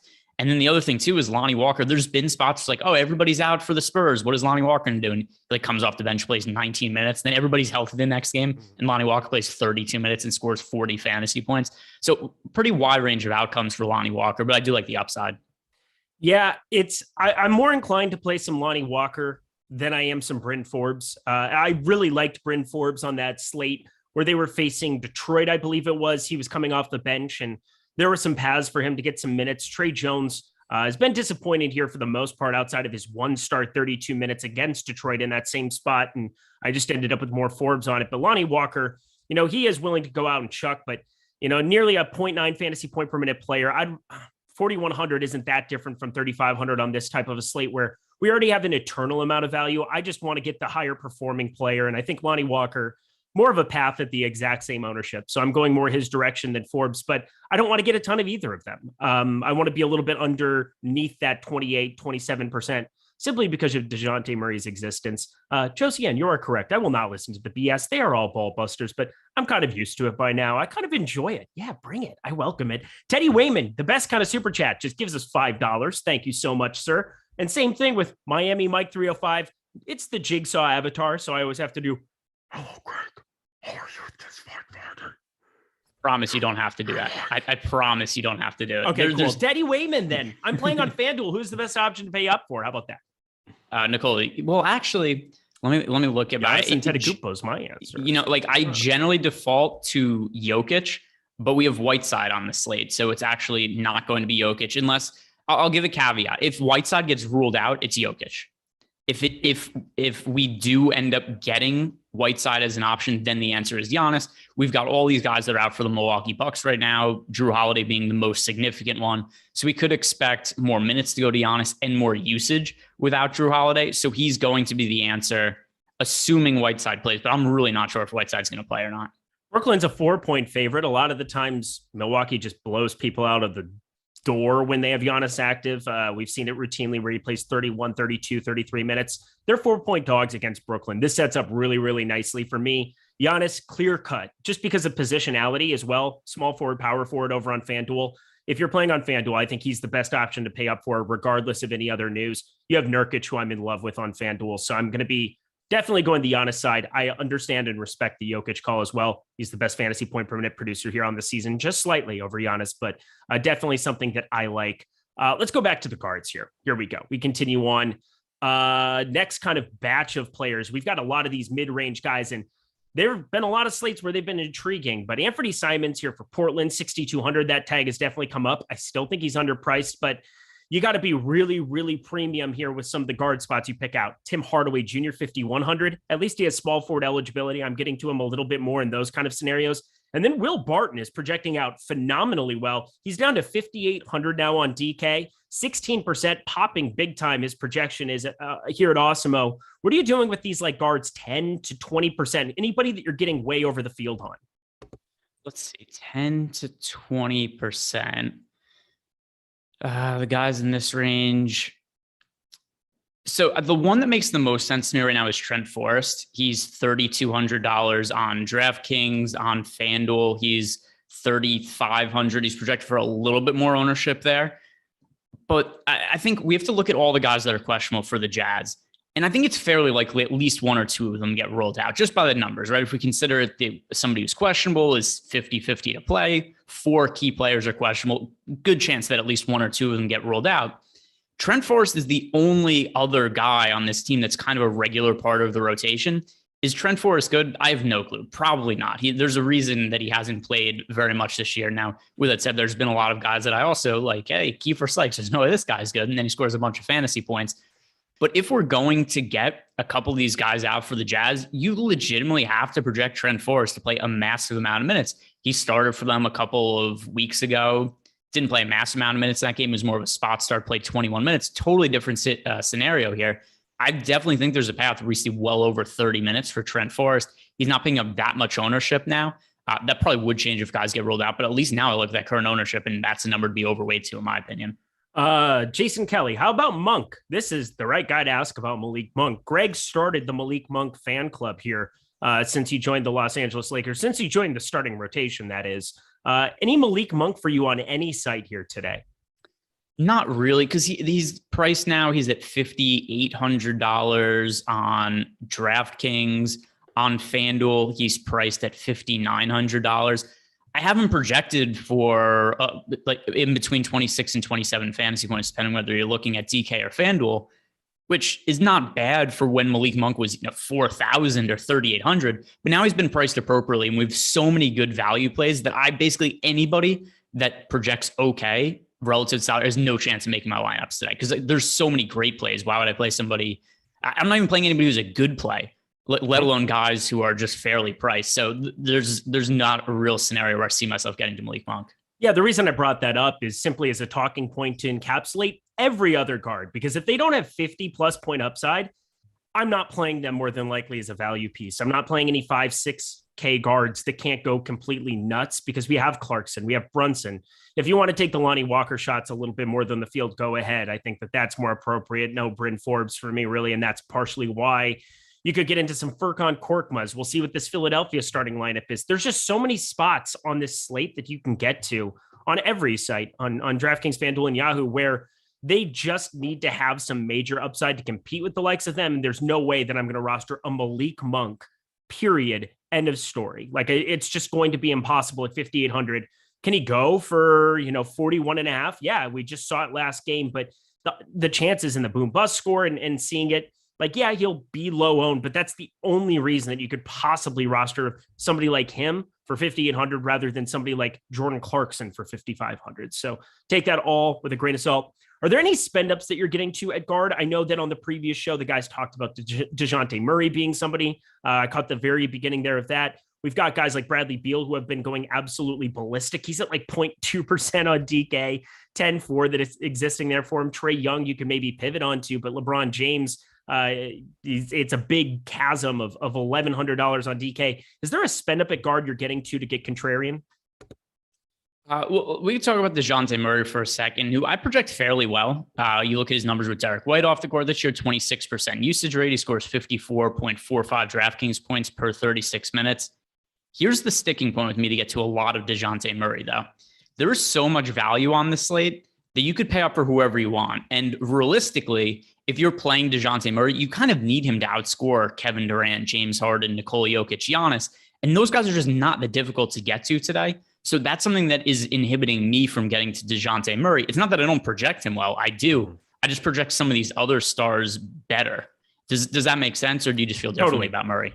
No, I feel the same way. 9,600 is a nice little discount comparatively. So maybe you can find a different roster construction if you're going to get to Nurkic alongside Whiteside rather than just, playing one center or doing something of that sort. Massive upside, no Derek White on the floor. There are definitely some major paths for it, but I think getting to James Harden isn't that difficult, and I prefer him. I think getting to some of these other mid-range options where we've got Jalen Brunson at 7K on DK, really not that hard to get to. I have so much more interest in kind of my guards being very, very chalky, finding different paths a little bit more so at forward, and then center. Whiteside, Nurk just going to be in a ton of my lineups. That's just how it goes. But I'm with you. 9,600. Yeah. Does he have upside? Sure. I'm not going to deny that, but I don't want to go nuts. I've got 10%. I'm literally at the field, not making any kind of a stand. We have a super chat here from Gabriel Mifrin. Do you think Josh Primo gets good minutes tonight? Now, he played a massive amount of minutes. I believe it was 2 games ago, but that was an absolute blowout. Not somebody who's routinely been in the rotation, but without Derek White, maybe they bring on his scoring. 3,400. Do you have any interest there? No. And here's something else to consider. I get Derek White is out, but we've just replaced him with DeJounte Murray now. So I don't think the situation is that much different than what Josh Primo had a week ago. In fact, you could argue it's a worst case scenario, a lesser situation for Primo, for the reason you just said. DeJounte Murray's a higher usage player and a better fantasy producer than Derek White. So I think you could pretty reasonably say this is a worse situation for Primo. I get there's some other guys out for San Antonio as well. McDermott, Thad Young, but he wasn't really playing minutes anyway. Vassell, Trey Jones wasn't really playing minutes before. They've got Tyler Johnson. He's available now to play today. I think unless Primo starts, I wouldn't feel very confident about his playing time. All right, check that out. We've got NBA main slate ownership projections. Those are going to be available. That's why I'm going to be referencing a lot of ownership as we're going throughout this. We also have week 18 top stacks. That is our gift to you. Plus, today is the last opportunity you have to take advantage of the New Year's promotions that we have going. We got 2 of them. They're both fantastic. Promo code 2022 gets you 22 days of Awesemo Plus Platinum for $20. Promo code 2022, 22 days of Awesemo Plus for $20. That's simple enough. Check it out on the screen there. Producer Mike, biggest Cowboys fan in all the land there, doing a great job behind the scenes. So use this promo code. And then the other one we have, Happy 22. If you've seen everything behind the paywall here at Awesemo Plus before, and you're just like, I want to lock in the year right now, you're going to save $200 using promo code Happy 22. Yeah, $7.99. Pretty premium number. But if you can pay it up front, you're going to save a lot of money here on the back end. Obviously, the 2022 promo is great, but that's not going to last. This $200 off is not going to last past today. So use promo code Happy22 to check it out. Stop guessing, start winning. Join us here at Awesemo Plus today and head to awesemo.com/promos or follow the links in the description of the box here below. All right, let's move our way over to forward, and we've got a super chat that's going to help us do that. Cheyenne DeWald, Gay or Whiteside, and then thoughts on Keita Bates-Diop. So let's start with the first part of that question. Rudy Gay, comparing him to Hassan Whiteside. Do you have a preference to get to more than one or the other, or are you just jamming both? I have Whiteside projected for over 40 fantasy points, and it's not even, it might seem crazy, but it's really not. Whiteside, even if he isn't good as a real life player, he's a really, really strong fantasy producer. And this is a guy who, when he was a starting center, he's been priced as high as, let me go back through some of his historical pricing. When we saw him start at center for Portland, he was nearly 10,000 on a regular basis at one point. And there's no reason to think the situation is that much different, but he's 3,500 on DK, he's 5,300 on FanDuel. Even if people look at that 5,300 salary and be like, oh, it's not min price, I don't care. As long as he plays, we need to get an update on his status. And I know people are asking what's going on with the Jazz guys. We're not going to know. The way that these guys are listed as questionable, my assumption is they're going to go through pregame warmups, see how they feel. And then we're probably going to find out, like 30, 40 minutes before that game starts. Don't expect that news to come out. Well, actually, now we're at 6:30. So relatively close to the news coming out, but it's not something that I was ever expecting to get early in the day. You're not going to want to go anywhere. We're doing the half hour here for Yahoo. We have exactly 1 hour of this show left to go. That is going to, of course, be the most important piece of news, period. End of story, not close. But on DraftKings, I prefer Whiteside. On FanDuel, I prefer Gay, so long as they're both playing. Again, positionality of the forward spot. I like Nurkic so much. I like the ceiling of Jokic for tournaments. I just think Whiteside's going to be very, very popular over there, even compared to what we have. Again, we have the best ownership projections in the game. They're completely free to you today. Check them out here. Hassan Whiteside, 21.4%. We have Bobby Portis where you can play him at the power forward spot at 32.2%. I think that's looking like a great spot. But Jokic, I really prefer getting up to that top end ceiling. I prefer getting to Nurkic in bulk as well. That's going to eat up a ton of my center spots. So I'm happy to be kind of waiting past the Hassan Whiteside news and just kind of like being able to mix and match my lineups. If I need to be able to find some extra pieces of value, having that center spot at least till 9 p.m. Eastern time with that Denver game feels like the path for me to go. I can kind of play one of Jokic or Nurkic, and Whiteside, he's a phenomenal play. There's no doubt about it, but 5,300 for him. I still like a little bit more of Gay on FanDuel. Let's jump we got a super chat really. Doncic officially ruled out, which good because we've had some wonky situations with guys who are doubtful. Oh, it's so we did have a question in Discord, but that aside, who do you project for more fantasy points, Nurkic or Whiteside? I don't have it particularly close. Let me pull it up here. I have Whiteside pretty far ahead of Nurkic. My problem is Eric Pascal could just be a little pesky here. We haven't seen Hassan Whiteside. Right now, we have him projected for 27 minutes. That's about perfect here at Awesemo. He's been playing high teens, low 20s. I would say that so long as he's playing 24 minutes, he's a fantastic play. 26 minutes, getting it to the smash territory. So yeah, at that minutes projection, he's going to look pretty good. I have him for 35 fantasy points over on FanDuel. For me, it's another position, and I take a drink if you hear Eric talk about late swap. Congratulations. But I also don't feel like Nurkic is that far off of a minutes projection as well. So 27 minutes we have right now for Yusuf Nurkic. That's about perfect. And if you're looking at a couple more minutes there, the guy is nearing a 1.3 fantasy point per minute producer with no McCollum, no Lillard, 1.23 over the course of the last calendar year. I find that to be really, really appealing. And I know Cody Zeller's back, but I don't expect him to play any kind of serviceable minutes right out of the gate here. Larry Nance is out. I think this bodes well for a minutes upside for Yusuf Nurkic. 6K is just really, really low. It's only a $700 difference. I project Yusuf Nurkic for 39 fantasy points compared to Whiteside's 35. It's negligible, but what it really does is it gives me the extra roster spot. So if you get none of those pieces going up against the Lakers, you could get Capella playing a ton of minutes. That would be an issue. They might need to put Dwight Howard on the floor there for a number of reasons, but LeBron playing to 5, yeah, people could look at it as a major benefit to get or to not roster Capella. I might get to more of him if you get those other guys ruled out, but lots of news, lots of ability to mix and match my lineups. Whereas if I play Whiteside early, it's kind of gone. So we just got a starting lineup to hit on, but one thing, I gave Whiteside 34 minutes. And if you take Mitchell and Gobert off the court this year, he scores 1.42 fantasy points per minute. So anyway, I project him really highly, but let's talk about the Spurs now. Yeah. So here you go, everybody. So everything I said about Josh Primo, just literally we put our thing down, we zip it, we reverse it. That's what I was taught. That's what I was taught by Busy Misdemeanor Elliott.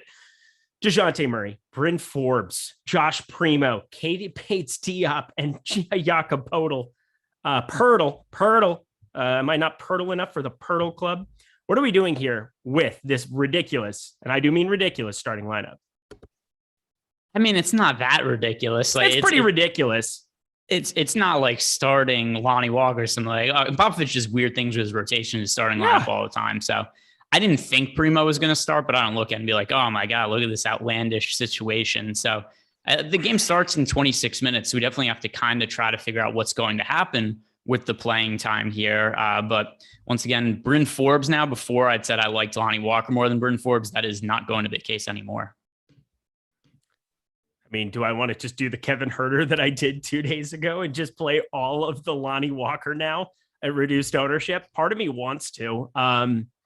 I would say out of everybody's minutes there, Josh Primo, without a doubt, the most volatile. If he goes out and gets hot, awesome. If he doesn't, you're looking at a problem where Lonnie Walker could come in there. For me, it just seems like something where maybe they want to bring Lonnie Walker in that first rotation and give him the opportunity, in the first substitution, and give him the opportunity to take DeJounte Murray off the floor for a hot second. And then if Lonnie Walker gets hot, which we've seen so many times in relief, The problem is that it's not like he's the cheapest one out of all of them.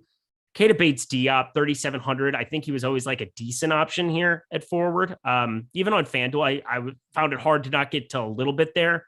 But Josh Primo is the most ridiculous thing. 3,500. He's the flat minimum over on FanDuel. Thank God we don't have to worry about this game for the Yahoo slate, but let's figure this one out. Also, we just got Patrick Beverley out. That'll be a fun talking point, but let's finish up here with the Spurs. What are you going to do with Josh Primo, do you think? I'm just looking at some of his rates right now to kind of try to figure out what he's been doing from a fantasy production standpoint this year.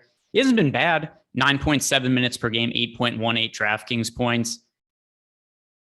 So I guess I figure he plays like 27 minutes. Like, I'm not going to go out and give Josh Primo 34 minutes or anything like that, because then I ended up playing a bunch of them. But if I give him 28 minutes, then I probably get him for, let's see, like 25 fantasy points. It certainly puts him in play at 3,400 on DK and 35 on FanDuel, but he's not going to be like a primary option for me. Somebody just $1.99 super chat. Hey, Eric, who wins the Century Tournament of Champions? I mean, I'm hoping it's Sam Burns, but he played pretty poorly yesterday. He's playing awesome today, 7 under now on his second round. I don't believe he's made a bogey now here. Again, I'm not watching that right now. Yeah, he hasn't made a bogey yet in this entire tournament. He's just a monster. I love that man. Nice to see Patrick Reed get back into the fray too. Nice little 8 under out of him. But these leaders are just kind of getting going here. Really hard to know what to make of the leaderboard here. If I had to pick one guy, let's just go Sam Burns. I'm not going to change my stance on who I think wins midweek. He's just played himself back into the golf tournament. But Josh Primo on FanDuel, 3,500. I'm going to get to him, I think, quite a bit. This news came out late enough, we're 23 minutes before lock. Shooting guard, 3,500. That opens up my lineups. I bet I get more Jokic in the aftermath of this news. I do think those minutes are very, very volatile. I'm also not going to just remove Lonnie Walker from anything. This isn't like a panic button. If anything, his ownership is going to drop to a place where I might get a little bit more of him than I was before, just because, I think there'll be some leverage to be had by people reacting to that starting lineup. But Primo on FanDuel, fire him up, 3,400, where you only have 8 players to roster on DK, less of a priority for me. Yeah. So I'm just looking at ownership to see how much we just got an updated ownership. Beautiful. It didn't really change that much, actually. We still got Lonnie Walker projected for 27% ownership. Primo projected for 3 on DK. Over on FanDuel, Primo's projected for 5% ownership. Lonnie Walker's projected for 23. At least as of now, it still looks like Walker's going to be quite a bit more popular. All right. Well, then if that's going to be the case, we just chop Walker because he's just going to be overplayed at that number. We'll refer to the boom bust tool as we get closer. Again, these are the spots where you just want to be very, very sensitive to ownership, especially because I don't want to be giving up a ton of roster spots anyway. So why do I want to go over investing in a not starting Lonnie Walker here in this spot at the very beginning of the slate? If this were later and you kind of play yourself into that spot, so be it. But we got Patrick Beverley ruled out here, which again, another piece of news we were waiting on. Minnesota's in a great spot here against OKC, but with everybody kind of back in the fray, Karl Anthony Towns, Anthony Edwards, D'Angelo Russell, it's not going to do a ton for me. Is it going to do anything for you? No. And I mean, the other thing too, when you look at the Minnesota Timberwolves guys, is we've seen so many of these guys individually be out at certain times. D'Lo's missed time with COVID and an ankle sprain. Anthony Edwards has been hurt at times. Karl Anthony Towns, he's also been on the COVID list. So we've now got a spot where these guys on DK, Cat is 9,900, Edwards is 8,000, Russell's 7,500. They're just kind of all appropriately priced on a slate where we have a whole bunch of value. Towns 10-1 over on FanDuel. Edwards is 7,900. Russell 7,600. It's the absence of Patrick Beverley, who's a low usage guy. It just doesn't change that much. All right. Let me know about this question. This is like the question that you always get asked whenever a team's super shorthanded. And CS, $1.99. How many Utah players is too many for you on this slate, Greg? Let's see. On FanDuel 4, because that's the most that lets you play. Way to go, Greg. Thank you. On DK, it's still going to depend, though, on who ends up being in or out of the lineup. It looks like 4 is the most players I have on Utah on DK. But that's something that could change. If we get a bunch of these guys rolled out, then, we're going to have an entire Jazz starting lineup of min-price players. Over under 21 shot attempts for Jordan Clarkson. I'm going to say under because there's a 50% chance he doesn't play. Oh, okay, cool. Good talk. Well, right. I'm just making a logical guess. If we say, right, if we say 21's a fair line, if he plays and there's a chance he doesn't play, then under. Well, here you go. Next question. And again, this goes with Josh Primo. And I think both is a fine answer here, even at this point. But Crooked Samaritan, Forrest or Primo on FanDuel? If you're making one lineup, Greg, which one do you prioritize? Forrest. Yeah, I think it's Forrest still, mainly because there's an opportunity. As you said, Jordan Clarkson doesn't play. We won't know. That's why I'm saying I think both is an okay answer. They're both just the floor. That makes it pretty easy to be able to roster both. And then play every stud. Enjoy. You have the world, but then you're also giving up a guard spot.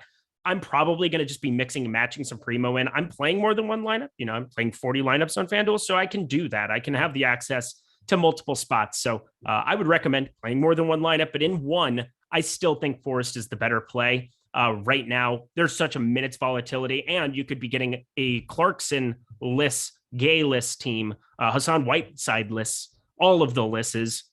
There you go. Let's keep going with forward rest of the way. Keita Bates-Diop, the one guy from the Spurs we haven't touched on. And again, this game locks early, so I do want to give it a little bit more attention. It has some massive pieces of value. Keita Bates-Diop, sub 10% right now, 3,700 on DK. Are you over or below that?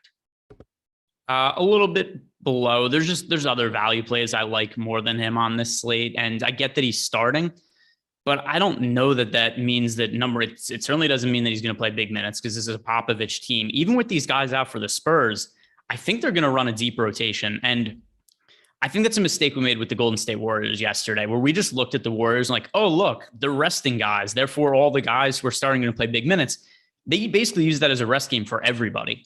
And even the starters, like everybody on the team basically sucked for fantasy yesterday. We got an okay game from Damian Lee off the bench, but there was really no value to be had because they limited the minutes of Wiggins. They limited the minutes of Gary Payton. They limited the minutes of Jordan Poole. And I don't know that we're going to see the Spurs play condensed rotation. I think we could see like Anthony Lamb, Jalen Morris, Tyler Johnson, Joe Wisekamp, Devontae Caycock. These guys could play minutes off the bench. And we could see the Spurs run like a 10-man rotation, 11-man rotation today with guys who just don't normally play. Totally. We've got a question here from Teddy Wayman. When will we know when will we know who Utah is playing? Well, we know who they're playing. We don't know who is playing. That's the correct way of putting that. But again, thank you so much for the super chat. We're going to know when we know. You don't score until you score. Name that movie, chat. Go ahead. Do you know that one, Greg? You don't score when you score. Is this? You don't score until you score. Until you score. That's right, baby. Oh, this is an adult film. I've narrowed it down to that much so far. I mean, it's kind of adultish. It's more kiddish, but it's rated R. There's that. Oh, okay. No, tell me. So your parents probably don't let you watch it. No. Please, I have the parental. Oh, sorry. I didn't mean to make fun of my boss. This is a one-way street. You can only make fun of me. There we go. American Pie. You don't score until you score. Oh, Stiffmeister, baby. I have seen him. I probably saw American Pie like 20 years ago, though. It's been so long since I saw that movie. Dude, it's so good and it's so cringe at the same time. Like there's one actor, I can't remember who it is, but it's like the friend that he like does the tongue twister. He gets the book from Casey Affleck's character or whatever that's like passed down to him, and his acting's so bad. But then we're talking Reed is like at the height of her powers. She's just gorgeous in that movie. But I continue on. We're back to the forward spot here. Top end, Kyle Kuzma. Thank God I don't have to roster him today or even like look at his direction. We were off of him last game. We got pretty fortunate, I think, for the most part. But same question I had before, 10 to 20%. Anybody that you're landing on in that range of ownership that you're just getting way more than the field on? Let me refresh the ownership to see if anything's changed. And it has. We got an ownership run from 20 seconds ago. So I do want to see if anything significant. Royce O'Neal ruled out. Okay. Jordan Clarkson ruled out. Royce O'Neal out. Clarkson out. Oh, there we go. Nailed. See? I nailed the under 21 shots for Jordan Clarkson. All the Rudy Gay. Hassan Whiteside will play. Hassan Whiteside will play. Let's go. This is going to be fun. Let's figure out this nonsense. Oh, Jesus, criminy of Christ, Jesus our Lord, amen. Let's go. All right, let's no go. Clarkson, so play 0% of him. No Royce O'Neal, play 0% of him. Those are the two things I know. But now the rest is just like what in the absolute F. Well, let's see. So we got, so Gay and Clarkson, by the way, also, they are officially in. And I'm looking to see if we have a starting lineup posted in our Discord channel yet, or just if that's all we have right now is just who is in and out. All right. So so the tweet we have that News God posted from Andy Larson, Jordan Clarkson, Royce O'Neal are both out. Rudy Gay and Hassan Whiteside will play. All right. We don't know the starting lineup yet, but what we do know is there is a whole crap ton of usage and shots hang available. on. People, don't say Gay out or anything like that. You're going in timeout. Don't do that. I will start blocking fools. Don't put fake news. If you don't know what it is, just read it off the page or read it over again. Do not put fake news in the chat. I will not deal with that nonsense today. Continue, Greg.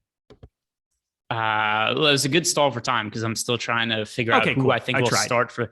I have so little clue for who's going to start. There's 3 players I'm confident start for the Jazz today. Okay. Hassan Whiteside. Yes. Actually, I don't even know if I'm that confident that Rudy Gay starts. I guess he has to. He has to. Hassan Whiteside, Rudy Gay, and Trent Forrest start. Yes. The other 2 spots. Jared Butler would be my other guess. Jared Butler has to start now. Yeah, I don't think Jared Butler has to start. They could start Daniel House. There's situation. They could Eric Pascal at the 4. Eric Pascal is probably the next most likely player to start. Agreed.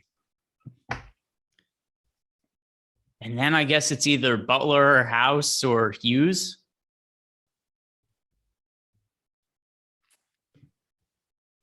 My guess, if we're sitting here trying to say who is the starting 5, I'm going to say Trent Forrest, obviously.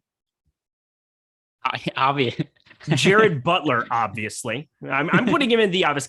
So here's your starting 5: Trent Forrest, Jared Butler, Rudy Gay, Eric Pascal, Hassan Whiteside. It is a horrendous starting 5, but I believe that's what the starting 5 is.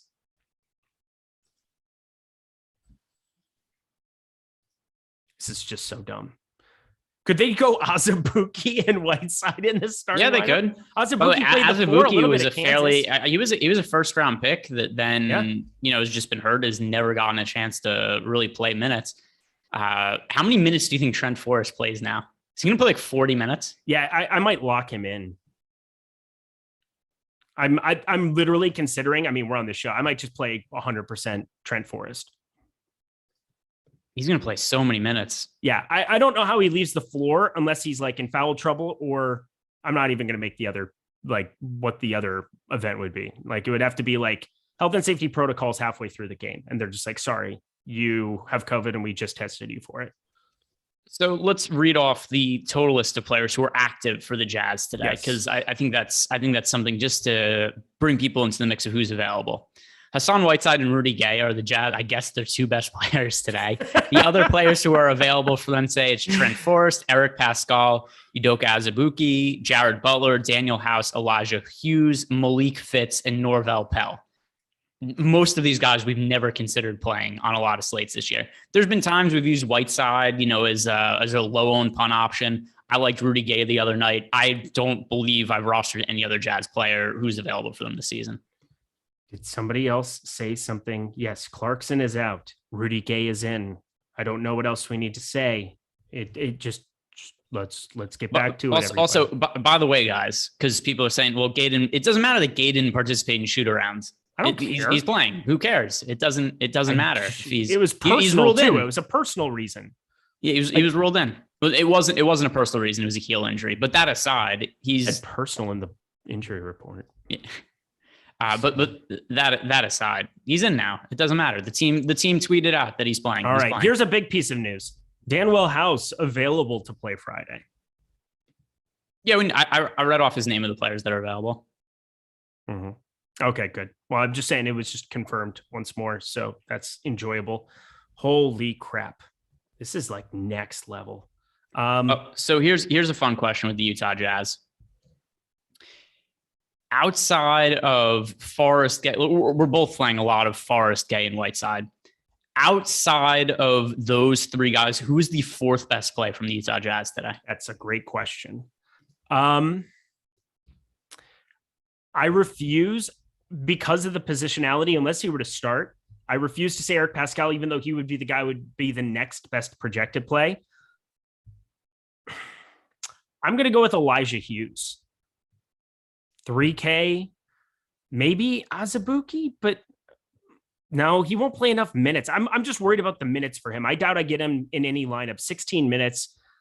There's enough other wings maybe that can come in and play randomly. There's only going to be, Whiteside's going to play a lot of minutes, I would assume. I'm probably more in the camp of Whiteside playing 28, 30 minutes now. Just with Royce O'Neal off, they can't really put him at the 5 and do some of that small ball stuff that they did the other night. Rudy Gay and Royce O'Neal in the closing lineup, but God, it is crazy. Trent Forrest is a smash. I'm not getting away from that. Elijah Hughes or Jared Butler in some capacity, probably Jared Butler for me. It's going to certainly be dictated by the starting lineup. And I'm curious to see also, by the way, I'm just staring at my computer right now and being like, I don't know what to even tell you guys right now. Project yourself, Utah Jazz players. I don't know what to do with you. And I've got 9 minutes to go into lock and I have no clue what to do. I'm looking at the projections we have right now on the site. While you do this and while it updates, let me get this out of the way because we got 9 minutes before lock. We're not going anywhere. And trust me, you're going to want to stay around. We got 3.5K of you. We love you. Hit the like button, hit the subscribe button, and just don't put fake news in the chat. That's all I ask. But what I really ask is if you haven't had a chance to play over at Yahoo yet, we've partnered with them for the NBA season, for the NFL season. They promote so many great things that we're doing here at Awesemo, but they promote themselves because of the low management fees, that's also known as rake, that they have for all of their contests. If you go and sign up there right now, $10 or more, you will get 1 free month of Awesemo Plus Platinum completely free to you. Everything we offer behind the paywall, NBA, NFL, MMA, PGA's back, NHL's in full swing. Check out all of it. Use this promo code that's on the screen, 1 free month of Awesemo Plus Platinum. You deposit $10, you get the credit sent to you. You end up being able to join us here at Awesemo Plus, as well as playing on the site with the absolute best deal, period. Also, if you use promo code Yahoo10, you'll get a $10 free credit plus an additional $25 when you make your first deposit. So that's a lot of money coming in free, plus a free month of Awesemo Plus Platinum. Come join us in the 75K baller that's going on tonight. I'm excited to be playing in that tournament. It's almost full. You have less than 200 spots. So I would go reserve a lineup or two. We're going to be talking a lot of Yahoo here afterwards, but check that out. Stop guessing, start winning. Join us here at Awesemo, but do it through this promotion. Also, mobile sports betting is available here in New York as of Saturday morning. Check out Alex Baker. He's got a great article on the main page. Go check that out. Free money at so many of these sportsbooks offerings. You don't want to miss out. If you're in New York, go sign up for all of those through the links provided in that article. So the main page on Awesemo, check it out. All right, we're back. We got 7 minutes, Greg. Go back to Utah. All right. So here's the players I have projected highest right now. Okay. Whiteside 1, obvious. Gay 2. I also think that's pretty obvious. Trent Forrest 3. Then things get really dicey. And I have a lot of guys projected now for a little over 20 fantasy points. Daniel House, Eric Pascal, Jared Butler. To me, those are all dart throws that I want to have in my player pool. And then we're just going to adjust after we get that starting lineup in like 10 minutes. Yeah, I'm going to be mixing and matching a lot of stuff. Let's round this out because I kind of think Daniel House is going to start, by the way.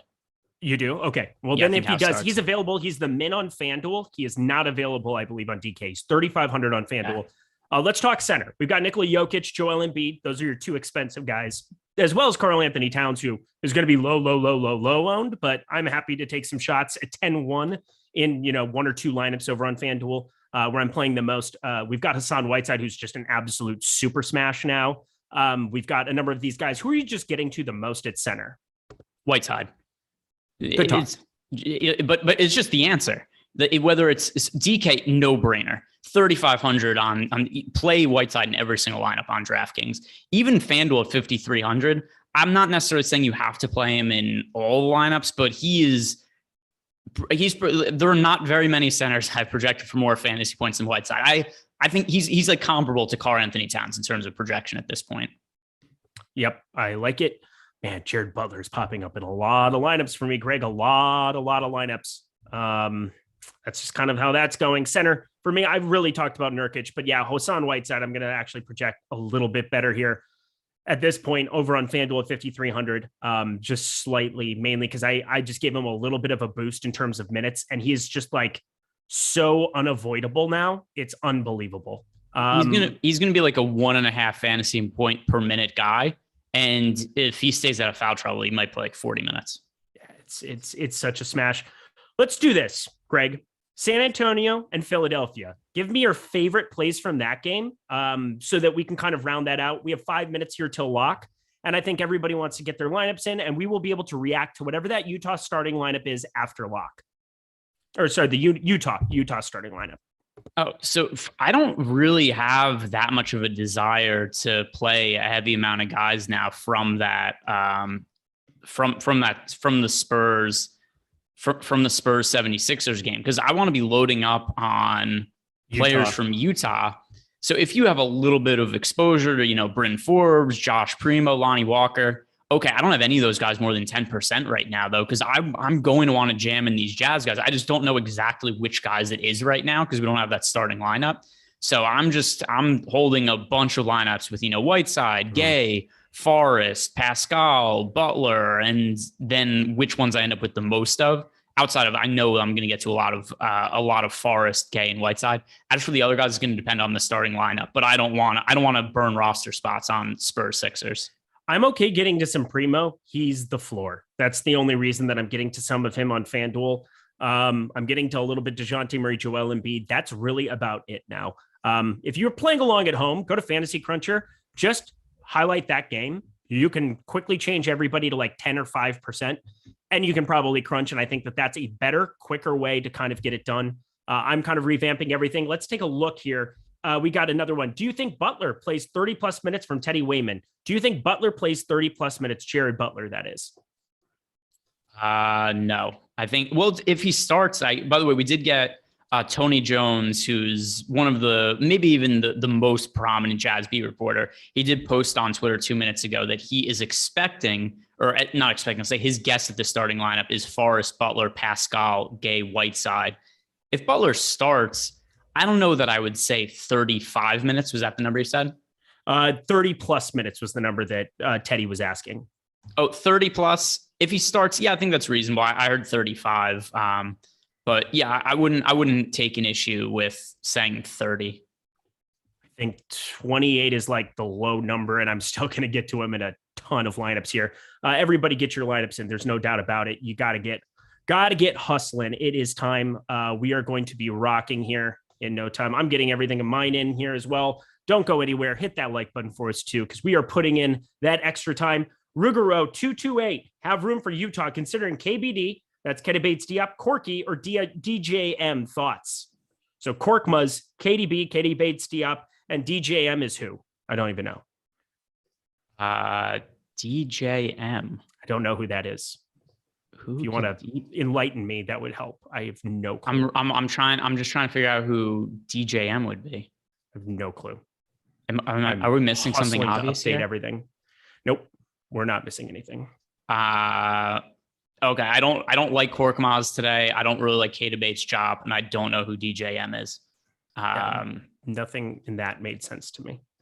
If I had to play one of them, I guess it would be Keita Bates-Diop because he's starting and the Spurs are missing some guys, but really none of them. DeJounte Murray. DeJounte Murray is who it is. Thank you, Chad. No. There's no way that's... Wait, how could it be? DJM is not... I've never seen that before. But also, if he's saying he's comparing DeJounte Murray, Korkmaz, and Keita Bates-Diop, that doesn't really make sense either. Yeah, they're completely different tiers. I don't understand. I mean, Murray, okay, now everybody in chat is posting DeJounte Murray and now asking, how does that not make sense? Who's called DeJounte Murray DJM? His name isn't Donald Jr. or something. The J isn't even capitalized in it, is it? Is the J capitalized? DeJounte Murray? No, it's not. It's one name, DeJounte. Yeah. Why would that be DJM?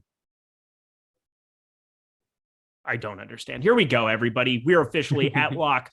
Bang. That was fun. Hopefully we get this Utah starting lineup sooner rather than later so we can talk big time. But for the most part, if somebody is alive and has a pulse, we're going to be rostering them in a Utah Jazz uniform in some capacity. That's kind of the way that it feels. But what it really feels like is it's time to talk some Yahoo.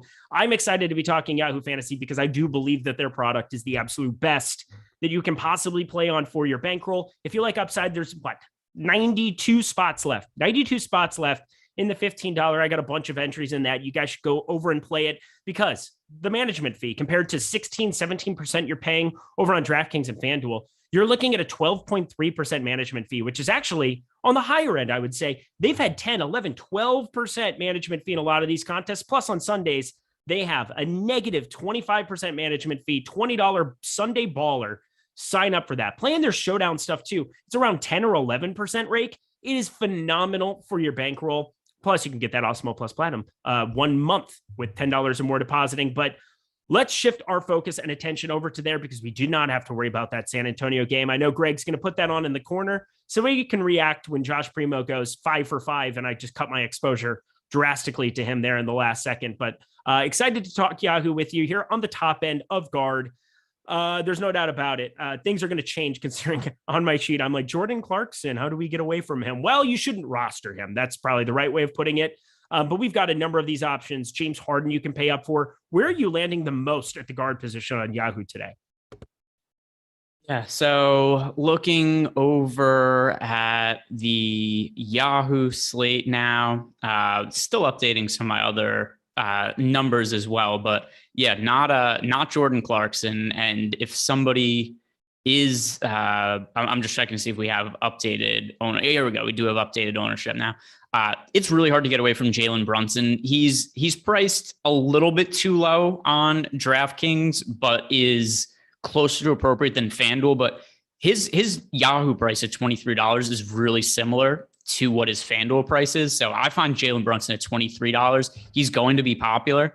He's still my favorite guard play. Maybe people look at Anthony Simons at a similar price point at $21. I prefer Brunson though. I'm with you. I think Brunson just an absolute super smash here today. I'm finding him impossible to get away from on any site.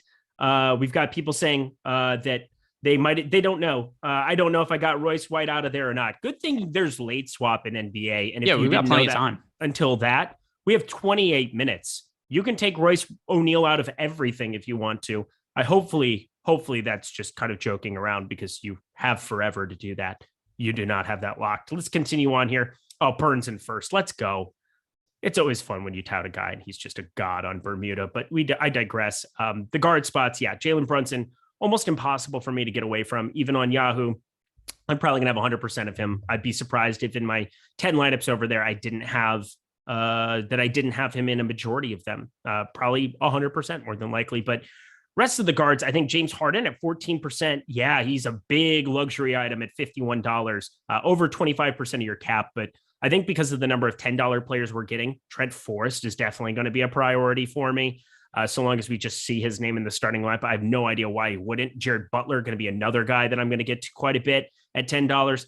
I think I can still find a way to some James Harden. How about you? Yeah. And once again, we have unlimited amount of salary space. A lot of the value is going to come at whereas Butler. So Butler's $10. He's a guard on Yahoo. Forrest, I assume he's also a guard on Yahoo. He is.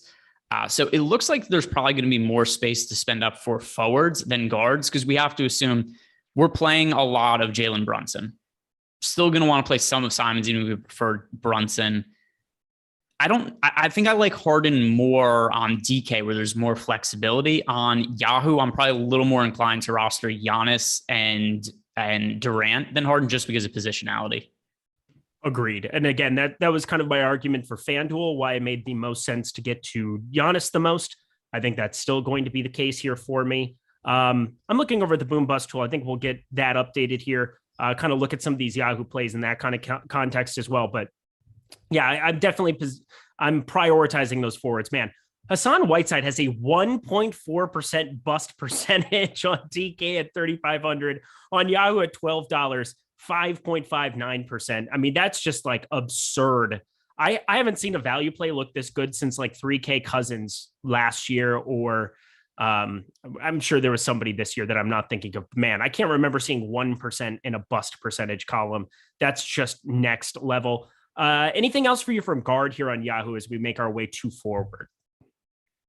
So let's look at some of the other popular plays at guard right now. I'm a little surprised to see Butler's only projected for 2% ownership on Yahoo. If he's going to be that unpopular and he ends up starting, then I actually am going to prefer Butler to Forrest, even though I have Forrest projected a little higher, because it's not like I'm super confident that Trent Forrest is like the guy on the slate. But you've got Forrest with 6x the ownership of Butler right now. So I would lean towards Forrest just considering that split. Thank you, God. We got the starting lineup, Greg. Are you ready? Oh, yeah. I won't even look at it. All right. Did you want to guess one more time or do you not want to? It's kind of fun to have you guess at it one more time. All right. So let's say Whiteside, Gay, Butler, Forrest, Pascal. Yeah, they just completely fucked us. Here we go. Trent Forrest, Jared Butler, Elijah Hughes, Eric Pascal, Hassan Whiteside, Rudy Gay, not starting. All right. So they're going to try to limit Rudy Gay's minutes a little bit. I would think that that's not fun. He's old, right? I mean, he's going to still play. Old. I still assume he plays like 28 to 30 minutes. Still a really strong play. But now we have to figure out what do we do with the Butler and the Hugheses of the world. Oh.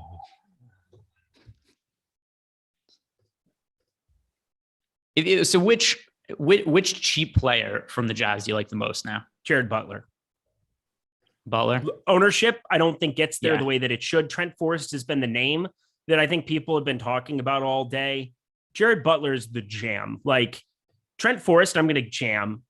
I'm going to jam Jared Butler. He's more of the jam. Elijah Hughes, man, I don't even know. How many minutes? I had him for 12. We've got a 12 and a half. Look how good Awesemo is. I mean, these minutes are just ridiculous. Best minutes projections in the game. I would sign up at awesemo.com just for that. Because I mean, that's just like so perfect. I got to put him for 22 now. Again, Danwell House is active. I don't know how many minutes. Rudy Gay is going to be the first guy, I'm assuming, checking in. He's still going to play 28 minutes. Maybe people cut a lot of Rudy Gay, but I doubt Rudy Gay loses a lot of attention in the next 23 minutes. This is by the way, also I'm looking at Elijah Hughes to try to figure out, all right, what do we expect from this guy from a points per minute basis? Impossible to know. He has played so sparingly this year. He has played, what would you guess? How many minutes per game do you think Elijah Hughes is playing this year? Minutes per game? Let's go with like 4. 2.3. So it's just game, Fun. Some garbage time. He's played 9 games and he has scored a total of 4.25 fantasy points for the entire season. This isn't an average. Yeah. For the entire season, he has scored 4.25 fantasy points. So he has scored, I'll read through his box score. It doesn't take that long to do. Fantasy points in the games that he's come in, all blowouts. 2, 1.25, 0, 0, 0, negative 0.5, 0, 0, 1.5. Pretty hard to get a good read from. By the way, the last time he played, like binary code. But what do you think of the last time he played? 63% usage rate in 2.5 minutes of garbage time. 0.0000001 0.0000001 0.000111111. Flight of the Concords again, just for everybody's listening enjoyment. $5 from Nedu for no reason. Thank you so much, Nedu. If you have a question, ask us a question. But otherwise, thank you so much for the super chat. I'm Real Forever, $2. What y'all think about Smart from the Bucks? Well, I'm looking at the Bucks starting lineup that says Giannis, Matthews, Nwora, Middleton, Portis. 0% Smart for me. Yeah, no interest in him. Especially we've got all the value plays in the world now on this slate. And it's hard to imagine a scenario where he ends up being optimal. Greg, here is the question of the day. Mm-hmm. How much Rudy Gay are you getting into in the aftermath of him not starting? That'll be a better question for when I actually have my lineups me updated. Too. Dude, this is just insanity. 21 minutes left. All of our exposure is going to be at this freaking game.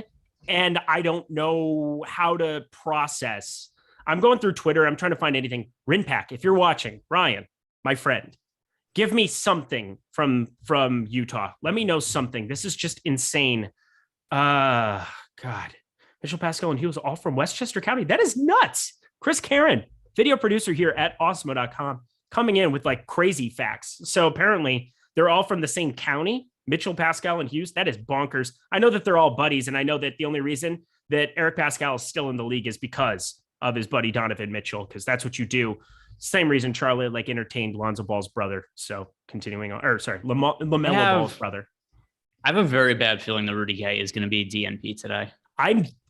That's what I'm trying to get at is I don't know what's going on. I don't know what's going on. I honestly, this might be stupid. I'm not going to play Rudy Gay. I'm just going to play other Utah guys. Sorry. I'm sure this is going to crush me, but I'm just not going to play Rudy Gay. I'll play other guys. Why did I play this slate? Why did I do this? These are the slates that are so good, but this is really Ryan. I'm not gonna play Rudy Gay. I'm taking a stand here. I'm gonna play other guys. This is gonna be incredible. He's gonna check in like 3 minutes into the game and score 1 million fantasy points. Oh well, I'll play other dudes. So be it. I need a beer. It's Friday. It's 4:11. I got my friend Jordan Klein coming to hang out. We're gonna go get sushi. It's gonna be fun. I'll be happier then. I'm not very happy right now. No. This is like, what are we going to do? The slate's winding down. We've got all kinds of decisions to make. I got something from News God here. Can't find this. Gay is listed inactive, and they have Elijah Hughes starting on the official list. Ooh, Josh Lloyd, Red Rock _B-ball. But I can't find this anywhere. So there's the perspective. Again, News God. This is not confirmed, but it sounds like there is a good chance that he might be inactive. Better than zero. Obviously, him not starting is absurd. Like, it's absurd. So, like, I might be with you where we might just... He's just the guy that I don't know what to do with. Player pool. Did you really? Don't do that. What is one? This is like the Kevin Huerter situation, but like the inverse, where it's like before I was like confident Kevin Huerter was still going to play a lot of minutes. I don't know anything at all. And I think YouTube agrees probably that I know nothing. Worst lineup in NBA history. It's not close to the worst lineup in NBA history because we had to roster the entire Sixers bench. We saw Milwaukee's entire bench when they rested like 8 dudes last year. We've seen some pretty brutal starting lineups. This is not good. By the way, so Tony Jones tweeted that Rudy Gay is available. It was TJ Zwarich, who's in our YouTube chat, did say that that was what Tony Jones reported. And I'm looking at, and he did say that he is going to be available to play. He said, bring him off the bench and we'll play his normal role. I gotta be honest. I don't know. I guess I'll give Rudy Gay 26 minutes then. So I get to so here, by the way, in the last few minutes, I've had Rudy Gay in all of my lineups, none of my lineups. And now just like no clue. This is the most insane. Honestly, this is like, at least we have 17 minutes. Oh, scratched. Done. I just got the official word. Done. He's gone. Get Rudy Gay out of here. See, I should have how much smarter would I have looked if I stuck to my guns 2 minutes ago and said that I'm not taking Rudy Gay You would have looked smarter, but you still look pretty smart to me, Greg. By the way, this Tony Jones making me look like an idiot because he's there at the game telling everybody that Rudy Gay is going to play. All right. Here's the thing.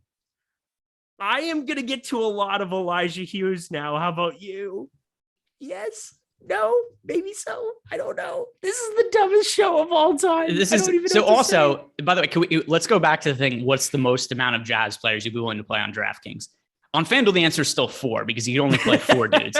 For DK though, like I could easily see myself. I'm about to rerun and this is just, we're totally guessing at this point minutes. Who knows, right? Anybody who thinks they know how many minutes Jazz players are playing, you're either irrationally confident about something you shouldn't be, or you're just lying. Nobody knows how many minutes these Jazz guys are playing. Rudy Gay, we've had the top Jazz beat reporter has said that Rudy Gay is going to be starting, is going to be active, is going to be inactive all in the last 6 minutes. Nobody knows what's going on here. Here's what we're going to do. I'm going to find a sticky note first. Oh, I thought you were going to start drinking. No, we're going to do a sticky note. No, you know what? I could ask for a margarita. Would that be kind of cool live on stream? Just like do a couple rounds of dizzy bats. You throw some darts at a board and you go, this is how many minutes everybody plays. We have 26. Okay. So we're going to have 26. I don't know what the point of the sticky note is. So we have this. This is going to be 40 minutes. Okay. 40 minutes. This is While you're doing that, I'm going to read some of these super chats, okay, cool. by the way. Go ahead. And then I'm going to do 32 minutes. That seems like an appropriate one too. How much do you value guys like Siakam or other studs when they are in a minus 12.5 situation? Does it impact your ownership percentage in single entry or 10 max? So here's what impacts the way I value Siakam. There's better value plays on the slate. That's the way I look at it. So I'm not looking at this specifically that Siakam, the 12.5 number, there's just better guys that I want to play on a points per dollar basis. Also a super chat from TJ Zwarch. You may have looked smarter, but our friendship has strengthened for the shout out. So appreciate the super chat, the super chat. We got Mitchell playing 26 minutes. I just wanted to throw that out there. We have 32 for Butler. Wait, what are you doing right now? And we have 40 for Trent Forrest. I was just drawing for minutes. Oh, okay. Drawing for minutes because that is good. Rudy Gay is out. Nick Murray, $4.99. Thank you so much. We have it. So I have now projected 26 minutes through my fancy sorting system for Elijah Hughes. And I'm going to get to him in a few lineups. I have 32 projected for Jared Butler. I'm going to get to him in more lineups. And I have 40 for Trent Forrest. I'll get to him in a lot of lineups. So that's how I just figured that out. How'd that sound? Let's talk Yahoo. Let's jump on over to the forward position, shall we? Yeah, what's really bumming me out now? I wish I would have just stayed with my conviction that Rudy Gay is not going to play. And I wish then that we didn't get the news that he was inactive until after the game started, because I was onto something there. All right, everybody wanted to know. I project 26 minutes because pin the tail on the minutes for Elijah Hughes. I have 32 for Jared Butler, and I have 40 for Trent Forrest. That was the sorting. It's just good science. It's just good science. I wrote numbers down and I drew for them, and it came out almost exactly as you would expect. So that was fun. The forward spot over on Yahoo, looking at the top end. Rudy Gay, his ownership is going to come down. You shouldn't roster Rudy Gay. People are still going to play him, though. I know it's going to be beautiful. Giannis Antetokounmpo, $56. I'm going to play him. I think he's great at the positionality. Maxi Kleber's $10. I haven't really talked about him or pretty much anybody outside of Brunson from Dallas at the flat min on $10. Do you like him, or do you like some of these Utah pieces more in this spot? Utah pieces, like it's just all the it's all the Utah guys. It is so easy to, and it doesn't even. So we were just guessing the minutes there. But here's the reality. If you're giving these min price guys even 26 minutes with all of the usage available, like there's still a pretty good chance these guys are going to be like points per minute fantasy producer guys and put up mid 20s fantasy points. I just want to take shots on a bunch of them. Guys, this is just next level. Just rotate those dudes around in a lot of lineups. All right. I'm going to get to more Giannis over on Yahoo now. That's for damn sure. I think that goes without saying. I have 100% now on FanDuel of Giannis Antetokounmpo. I have near 100% LeBron James. Again, I have all the salary and all the land to work with, so I'm getting to a ton of him there. I don't have to go play Lindquist Little. I don't have to play Dorian Finney-Smith. I don't have to play Jordan Nwora. All these other guys that I was going to be getting to on Yahoo are useless. They are no more. They are hot trash. Don't roster them. Even Pascal. How much Eric Pascal are you getting to here on this slate now? That's the other guy whose minutes. I have him for 32 minutes. Awesemo has him for 31. Awesemo's just on fire today. Eric Pascal, what are you doing with him? Let's see. So Eric Pascal, I have in, where did he go? I have him in 15% of my lineups right now. I feel like that might be too low. I'm panicking. Yeah, it's low. You should have more. Okay. 0.62 fantasy points. Yeah, bumping them up. Don't we just like throw some rates out the window here? Like, don't we just like, we throw everything out the window. Everything's Nothing out matters. the window. Nothing matters other than trying to just avoid the more. No, I'm just playing like every single one of these guys I humanly possibly can. This is like the Utah Jazz show. We are all Utah Jazz fans here. Elijah Hughes. I don't even fucking know anymore. This is just unbelievable. I just don't even know. I'm broken. Yeah, I mean, much exposure on this. So are there any of the guys coming off the bench for the Jazz that you're getting to right now? Monty Morris starting. That's kind of fascinating. But if there's anybody coming off the bench here, let me pull up Utah. Again, I'm just trying to get the minutes, and this is just not. It does. I mean, what's the point of even trying to guess? You're going to be wrong. Just project all the guys for about an equal. Daniel House, I'm going to play a lot of 3,500 on FanDuel. I just put him in for 28 minutes, and I have a ton. I'm thinking that he might have a chance to be kind of the relief guy for a lot of things. Like Pascal's going to move to the 5 alongside, Azubuike might come in for like 15 minutes is what we saw from him last game. So Azubuike is off. He's out of play for me because Whiteside's going to play the brunt end of those minutes.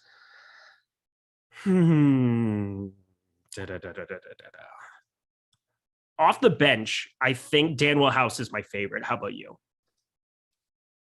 So he's not available on DK, so it doesn't matter. On DK, he's not available. Let's see. Utah guys coming off the bench. If I had to roster one, I kind of think it's sensible to make one lineup that does not have Hassan Whiteside and has Udoka Azubuike. Agreed. If you're going to do it that way, but I'm not going to probably do it. Other than that, I guess there's some logic to playing Malik Fitz. Here are all the available front court guys for the Jazz today. They have Pell, Azubuike. I guess Fitz could play in the front court. Pascal, Whites. They're shorthanded everywhere. I think Fitz is worth getting like 5% of. House is a pretty crappy DFS guy. These are all crappy DFS guys besides Hassan Whiteside. He's the only one who's a good fantasy point per minute guy. I don't know what you want me to tell you. He's 1.27. Jared Butler's at 1, but Jared Butler's played like no minutes. And then the rest of the guys go like this: 0.65, 0.54, 0.27, 0.07. We're talking ridiculousness. I don't know what you want me to do.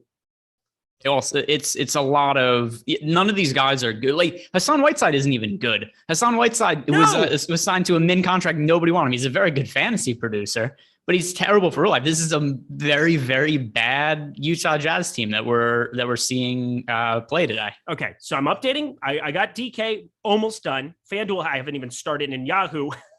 Let's go back to them here. Let's talk a little forward, shall we? Oh, this is just so fun. I'm having so much fun. I hope you guys are having fun. Please hit that like button because I'm having an aneurysm live on stream here for you all to enjoy.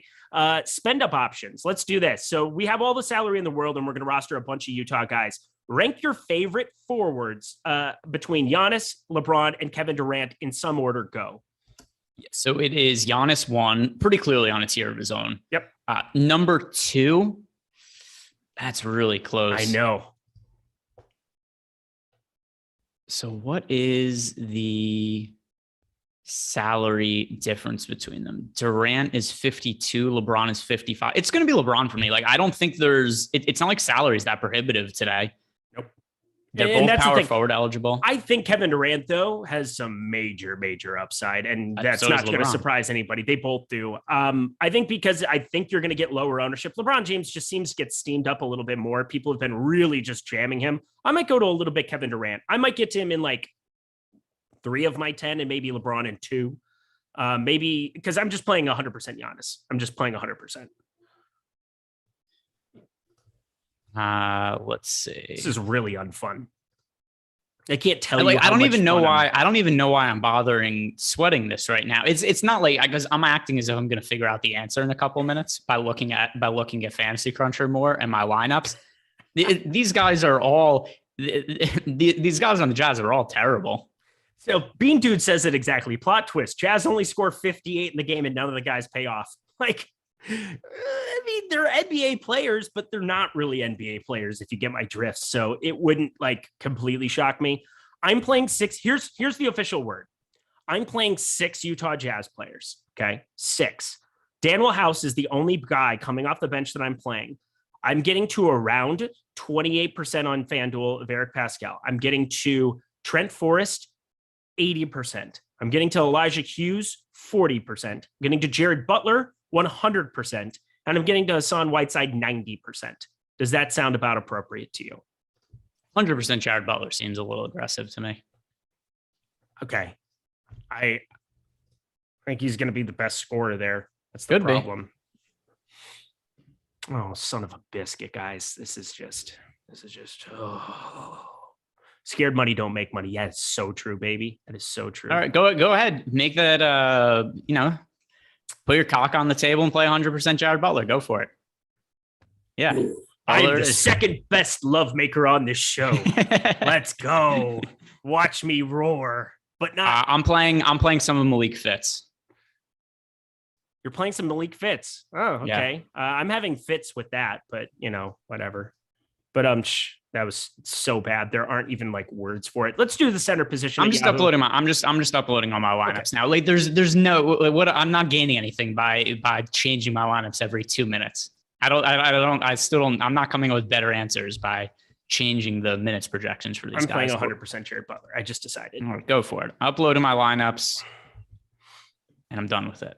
Never right. Well, you do that. No, I'm already done. I already did it. You're done? All right. Yep, I'm really not done at all. But that's why I'm going to ask you. Favorite center plays on Yahoo, go.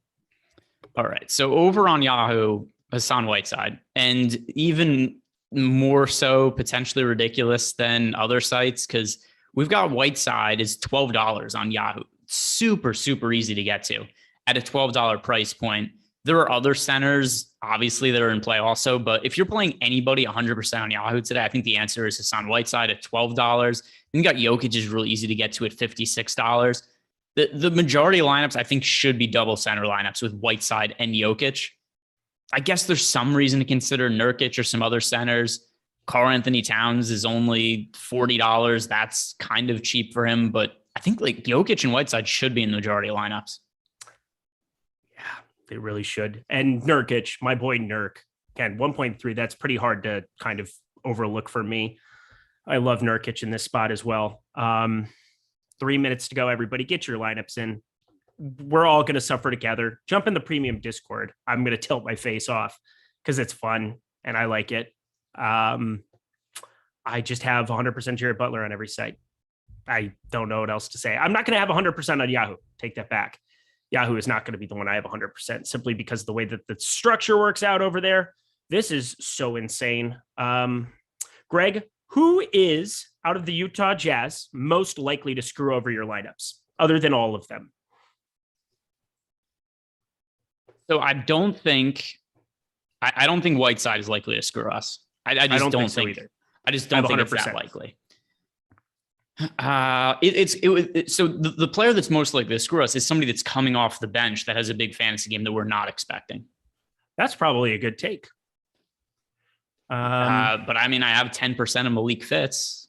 Udoka Azubu. It was so. Here's how it goes poorly for us. I mean, you're already playing a lot of Daniel House.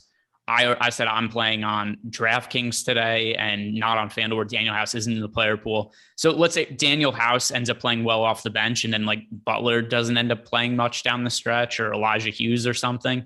Like I think there's very, very little that differentiates Butler, Hughes, Forrest, Pascal, Fitz. To me, these guys are all really similar. I do have 100% Jared Butler on every site. On every site. I didn't know who he was until I woke up this morning and I said, who? What am I looking at? Never even heard of him. Don't know who it is. But here we are. I'm uploading my lineups. I hope you all do too.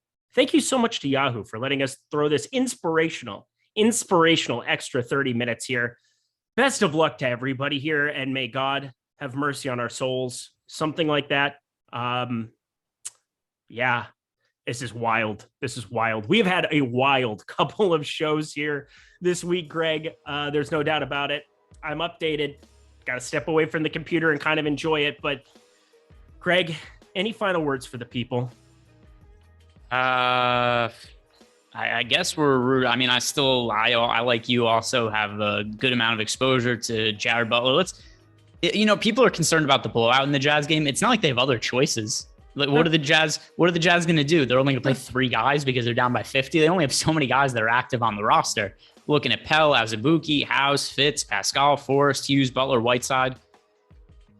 These guys are going to play even in a blowout. Let's just root for the Jazz today anyway. Go Jazz. Go Jazz. We are all wearing their team Jazz, colors. go. We are all just, we're all huge Jazz guys. Jazz hands. Being ready to rock. Guys, this was fantastic. Yahoo, thank you so much to them. Don't forget, $10 or more. Deposit $10 or more. Get that free month of Awesemo Plus Platinum. Completely free to you when you do so. It doesn't get any easier or any better than that. You want to take advantage of that offer. There's nothing better that we have. This is also the last day of all of those happy promos. Check them out. Best of luck on every single site that you're playing on, specifically Yahoo. Thank you so much to them for their sponsorship here of the Live Before Lock show. It was unforgettable. We shall all see at the end of the night how we come out of this wreckage, but he's G. Ehrenberg DFS over on Twitter. Go give him a follow. I'm at Eric Lindquist on Twitter. Come give me some following and some little banter and whatever else you guys want to do. I got to get out of here. Bye. Told you, under 21 shot attempts for Jordan Clarkson.